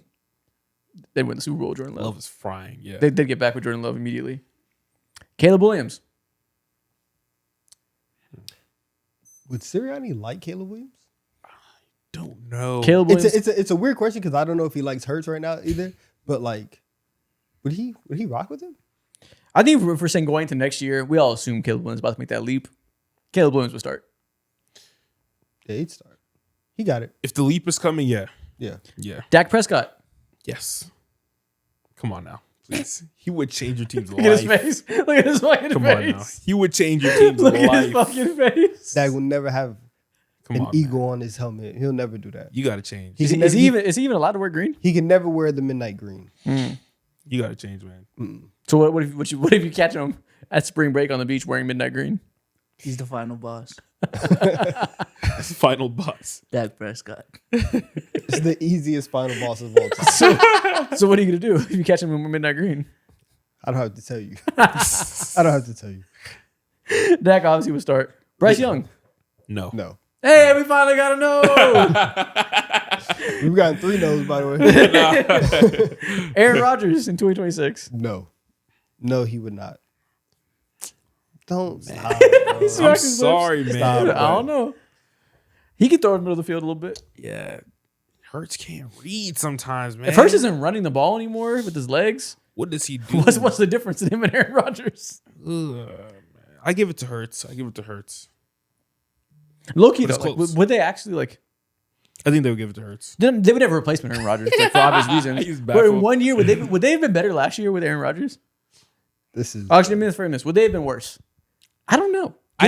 This past year, I never heard him rank Hurts, but I always heard him say Like Hurts is better. I'm Aaron not saying Rodgers is like a top 17, 18 quarterback. Hurts is better. I'm not saying that they would actually ever start him. Yeah. But last year with the issues Hurts had, would they have been worse with Aaron Rodgers? I actually don't know. Because Hurts wasn't running like that. So like that value add was gone. Yeah. Would they have been worse? I think the locker room issues would have been way more explosive. So by that, probably worse. That locker room would be disgusting. Him and Philly media. Oh, good God. Yeah. Give me Hurts. Sorry. I mean to disrespect. Give me Hurts. CJ Stroud. no. Hurts. Nah. Yeah, I don't think Stroud would. Yeah, he cannot start. Really? Fuck no. Fuck. You say really? Listen, Fuck no. Have you seen CJ That- Stroud's that like PR last right 3 now? games? Have you seen the offensive line differences? gutter. Yeah, I'm sorry. Gutter. I'm still going Hurts. Okay. Bo Nix. Nah. This is the same two double-sided coin. Like, I don't know what you want me to say. I don't know. Bo Nix can move though. He can't move. He can't move. He can throw a deep ball. Deep ball got improved second half of last year. Mm-hmm. He was throwing dimes. Yeah. Also would refuse to look at the middle of the field. Also will evade a pocket way too fast. He's the same guy. You pick your poison. Yeah. I'm gonna say no. Pick which genre of the same man you like. They can both start about that.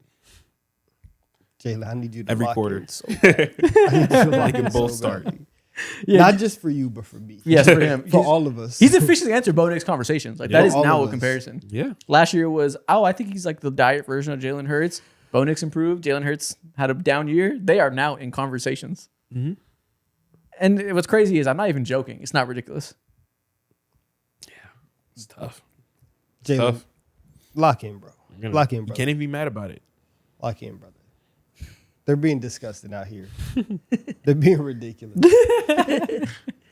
But are we? They're being performative for clicks, man. Are we though? Lock in. No way. Are we though? Not really. I'm really not. Lock in. Not really. I'm being mad reasonable, actually. Reasonably performative. Next thing we're going to do, we're going to do the game where we're going to take turns going one-on-one against each other, seeing which one of us can guess each other's category first. So game one, I will think of a category, and so will Mo. I will ask, can I have Caleb Williams? And if he fits the category, he will say yes. If he doesn't, he will say no. Okay. And we'll take turns all going against each other. Me and Mo first. Let me think of a player. And Donovan will ad-lib.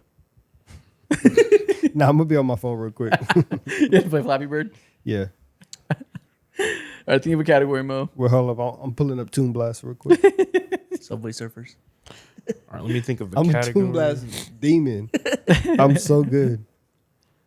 I haven't played in a while. It's my go-to airplane game. Okay, I have a category. Okay, I do too. Can I have Aaron Rodgers? No. Okay. Can I have Lamar Jackson? No. Okay. Can I have Adrian Peterson? No. Damn it. Can I have Lad McConkey? Absolutely not. Fuck. Okay. Can I have Cam Newton? Yeah, Okay. you definitely can. Okay. Definitely can. Okay. He has a lot Can- of defining traits that I feel like Cam Newton tells me a lot. Yeah. Can I have Ray Lewis? No, absolutely not. Absolutely not. Ooh, other way. Okay. Yeah. Him and Lad both don't fit, but for different reasons. Okay. Evan, you're cooked. I'm sorry. I picked a hard category. Fuck. I know you did. Okay. Can I have Richard Sherman? Potentially, but I think I would probably say no. Okay. I'm gonna say no. We got Richard Sherman on the line. No. Okay. Can I have Peyton Manning? No. Can I have Eli Manning? Fuck no. Super fuck no. What? Can I have Cam Scatterbo? No, absolutely not. Fuck. Okay. This is tough. Okay. Absolutely not. Okay. Absolutely not. Cam Newton. Can I have Josh Allen? I'm gonna say no. No. All I have is Cam Newton right now. Yeah. He has nothing. Yeah. I have nothing. I have nothing. Fuck. Let's text Donovan our category so he knows. It's pretty funny. All right. Yeah, let me see what you guys are struggling over. Mine's tough. Oh, you're a jackass. That substitute teacher bullshit again. That was hilarious. That you should have gotten there. Oh my god. No, he shouldn't have. That was No, hard. He should have at least said teacher. Yeah, you should have said teacher. Then we would have gave it to That him. sounds. Okay. Okay. Can I go? I'm not gonna lie. Okay, so you have a chance at winning. You have no chance. Cooked. Travis Kelce. No. Can I have Travis Kelce? Do you think you can have Travis? Yeah, you can. Sure. Okay, Travis. Okay. Can I have let's say can I have Tony Romo? No. Fuck, man. I can't have shit. Okay. Are these players that would like be good dads? No. Okay. No. I can't have shit. Okay. Can I have Alvin Kamara? No. You put him in such a bad situation because to get there it's so hard. I'm like trying to pick every. But when he gets there, he'll nail it really fast. Okay. It's gonna take him a minute. It's to get gonna there. take him a while. Okay. Okay. Can I have Travis Kelce and Cam Newton? It's not players that be good dads. They're both kind of big. They're both funny.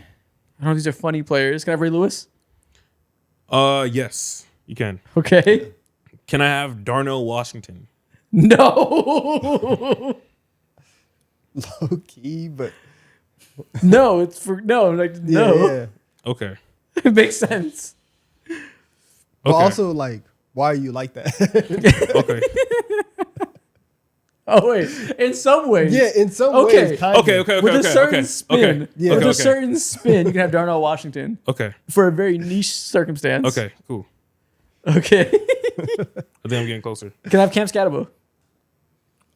Sure. I'll say sure. Yeah. Yeah. Can I have Darren Waller? Can you have Darren Waller? For a brief second, yes. Who's getting called? That was you. Yeah. Darren Waller. There was a moment where Darren Waller fit the category. Okay, you can kind of have Darren Waller. Okay. This is like my first real grasp. But I don't know if it helps you that much. Can I have Baker Mayfield? Yeah. Yeah. You have Baker. Okay. Fuck, You man. both are in hell. Can I have O.J. Simpson? Hell no! No, you Hell can't. no. No, you No, the can't. fuck you can't. He does Wait, not. okay. He does not fit into that. Okay. category. Is this? Do I have funny players? No. Damn it. You do not have funny players. I'm gonna go ahead and shoot my shit too. Okay. Do I have players who I'd want? Why are you laughing? Just keep going. Just keep going. It was just funny the way you said He's it. gonna shoot his shit. You know, no. Let me get Are another. you a kicker? Okay. Can I have Troy Polamalu? No. No. Okay. Bro, I'm in hell. I don't. ate with that. Cam Newton, Travis Kelce, Ray Lewis, Cam Scatabo, and Baker Mayfield. Do I have crazy players? No. Or do you have crazy players? No. No. No crazy players. All right, Okay. so I might have to step in. Yeah, and give somebody a get hint. those a hint. Yeah. Okay, so you are doing a good job about thinking about the game in terms of things that are not like football. It's Okay. not X's and O's. It's a personality trait thing. Yes, it's more along those lines than how they are as players. Oh, I think I get it. You are. It's very hard to say it Without giving it away. without giving Okay. you Yeah. like the thing. Think of the body. Yeah. His is more in like a body. It's a physical type trait thing. Do you have Patrick Mahomes? No. I wouldn't. I I wouldn't wouldn't say say so. Damn. I wouldn't say so. I thought those players are fun to watch. Okay. Think about the body. Okay. You said no to Peyton Manning. You said I could kind of have it with Darren Waller, but not at one point. Let's think about let's try to focus towards like again body, maybe like some combine warriors, Combine Warriors. but like the full spectrum of that.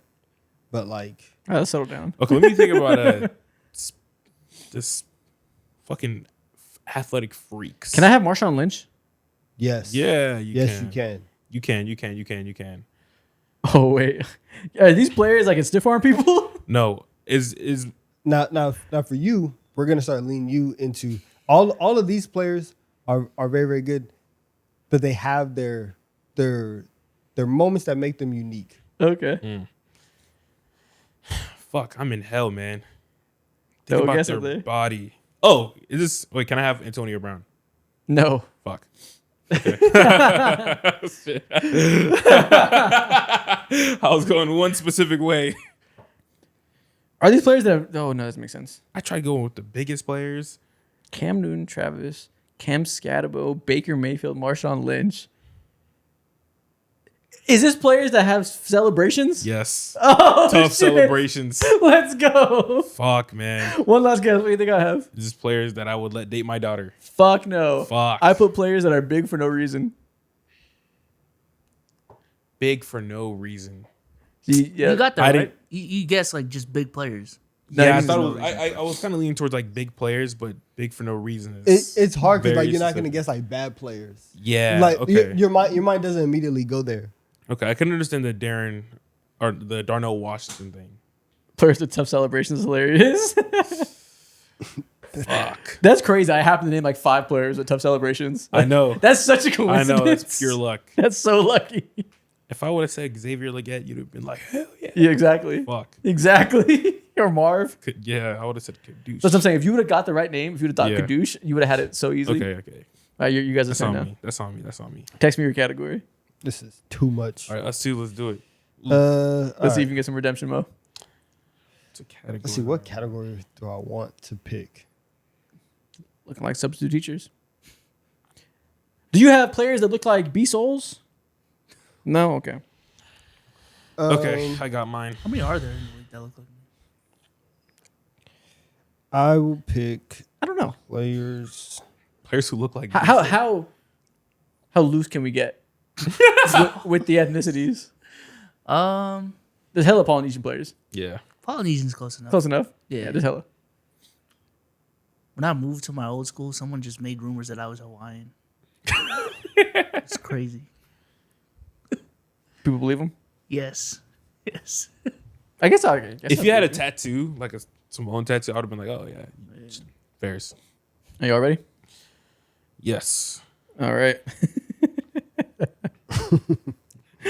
Okay, Donovan sent me his. You got yours? Oh, you sent me yours too. All right, Yep. go for it. All right. Can I have Michael Vick? No. You cannot. Okay. Can I have Justin Herbert? No. Can I have Jamar Chase? No. Okay. Can I have Will Anderson? No. Can I have Mahomes? No. Hell no. This is so funny when I know it now. I see where you guys are working. Super hell no. I'm like, oh, nice. So no one's close. Can I have 9? No. Oof. Can I have AJ Brown? Fuck, I was gonna say no, but can I have AJ Brown? No. Damn. Nobody gets AJ Brown. Not even Mike Vrabel. Can I have He's gotten too much. facts? Can I have Myles Garrett? No. No, you cannot. Okay. Can I have, let's say, Chase Young? No. It's a random dart. Okay. Weird. Random dart. Yeah. I don't think we've ever said his name on the show. Weird. Can I have Amon-Ra St. Brown? No. Super hell no. Yeah, opposite of Rossi in some ways. Okay. Can I have Baker Mayfield? No. Can I have Justin Herbert? Super hell no. Mega fuck no. Yeah. Hell no. To the hell is Wait, watch your goddamn mouth. Okay. Can I have Michael Penix? No. Can I have Jalen Hurts? No. Can I have Penix? Can I have Tom Brady? No. Can I have Okay, now think the opposite of Tom Brady. You think the opposite of the names you're saying. Opposite of Tom Brady. You're both on the complete opposite Can spectrum. I have Xavier Worthy? Yeah. There you go. Yeah. I think you can. You can. Okay. Think the opposite of Tom Brady. Okay. Can I have, let's say, Justin Fields? Yes. Yeah. Can I have Tank Dell? Let me do my research No. for 2 seconds. No, you can't think though. Okay. No, Tank Dell. Okay. So you said I can't have Justin Fields. Mm-hmm. Interesting. I wonder why you said that. Okay. Can I have Shedeur Sanders? You thought the opposite of Tom Brady for real? No. So Xavier Worthy is the only one that fits right I now. really can't have Shedeur. No. Do you think you that's sure? fair? No, I promise you can't have Shador. No, stop fiending. Okay. Fast, thirsty ass. Just trying to make sure we're on the same page. Please give me Shador. Dash twice for anybody. All right, I'll say you're super right with Justin Fields and you're super right with Xavier Worthy. You guys have nailed your categories. Okay. Like to the truest sense. to the truest sense. Are these failed quarterbacks? No. Fuck. Is this or can I get Leggett? Yeah. Yeah, you can get Leggett. Pause. You can get him all you want. Okay. Okay. Can I get Daniel Jones? Yeah. Can I get More like a low key. Can I get Keon Coleman? Yeah. I think you get him, yeah. Yeah. Can you get, or can I get, can I get, let's say, not him. Let's do Kyler Murray. Yeah. Ooh. Can I get Kadoosh receivers? Kadoosh receivers? No, you cannot. No, you cannot. Kadoosh. Guess in a more broad sense. Yeah, you cannot. They're not Kadoosh here. That's not what you wrote down. So I got, But you're obviously like right there. All right. You get one guess before you get to go again. ooh. So I got Kyler Murray. You said that Okay. came close. Yeah, Okay, Kyler and also Murray, Justin Justin Fields. Ooh. Okay. And Daniel Jones, by the way. Disappointing quarterbacks? Like, Can I get bust first round quarterbacks? I mean wide receivers? you're mad close. You got it. He did. You're Yeah. mad close. Can I get it? You can get it, yeah. Pause. They're like- Come on. You can get it. I think you got it. He got it. He wrote draft bus. Yeah. Okay. One last Fuck, guess for redemption. One last guess. Okay. If you, dude, how the fuck do you not have it? I said bust quarterbacks, disappointing quarterbacks. Quarterbacks were traded. Oh, Stupid fast. Guys who are stupid fast. Yeah. Daniel Jones was stupid. I knew he was. Yes, I knew he could Daniel move. Jones is fast. I knew he could move, but I know he wasn't necessarily known for speed. Yeah. Straight line Yeah. speed, Daniel Jones is fast. Okay. yeah. I maybe would have said like low key Daniel Jones, like a little It's bit. only low key because he's white. He's fast. I can't control the fact that he's white. That's just the lack of ball knowledge. But you right can't there. control your racial bias and the education that you put yourself through. He's fast. Straight What was line, his 40 time? Let me see. bro. Straight line, he can go. He can't go. I don't know if he's stupid fast, but he's fast. Justin Fields is stupid fast. Yeah, So is Kyler Murray is stupid fast. They're stupid fast. I think Daniel Jones is fast. Daniel Jones isn't running like a 4.4 flats. Yeah, he ran a 4.8.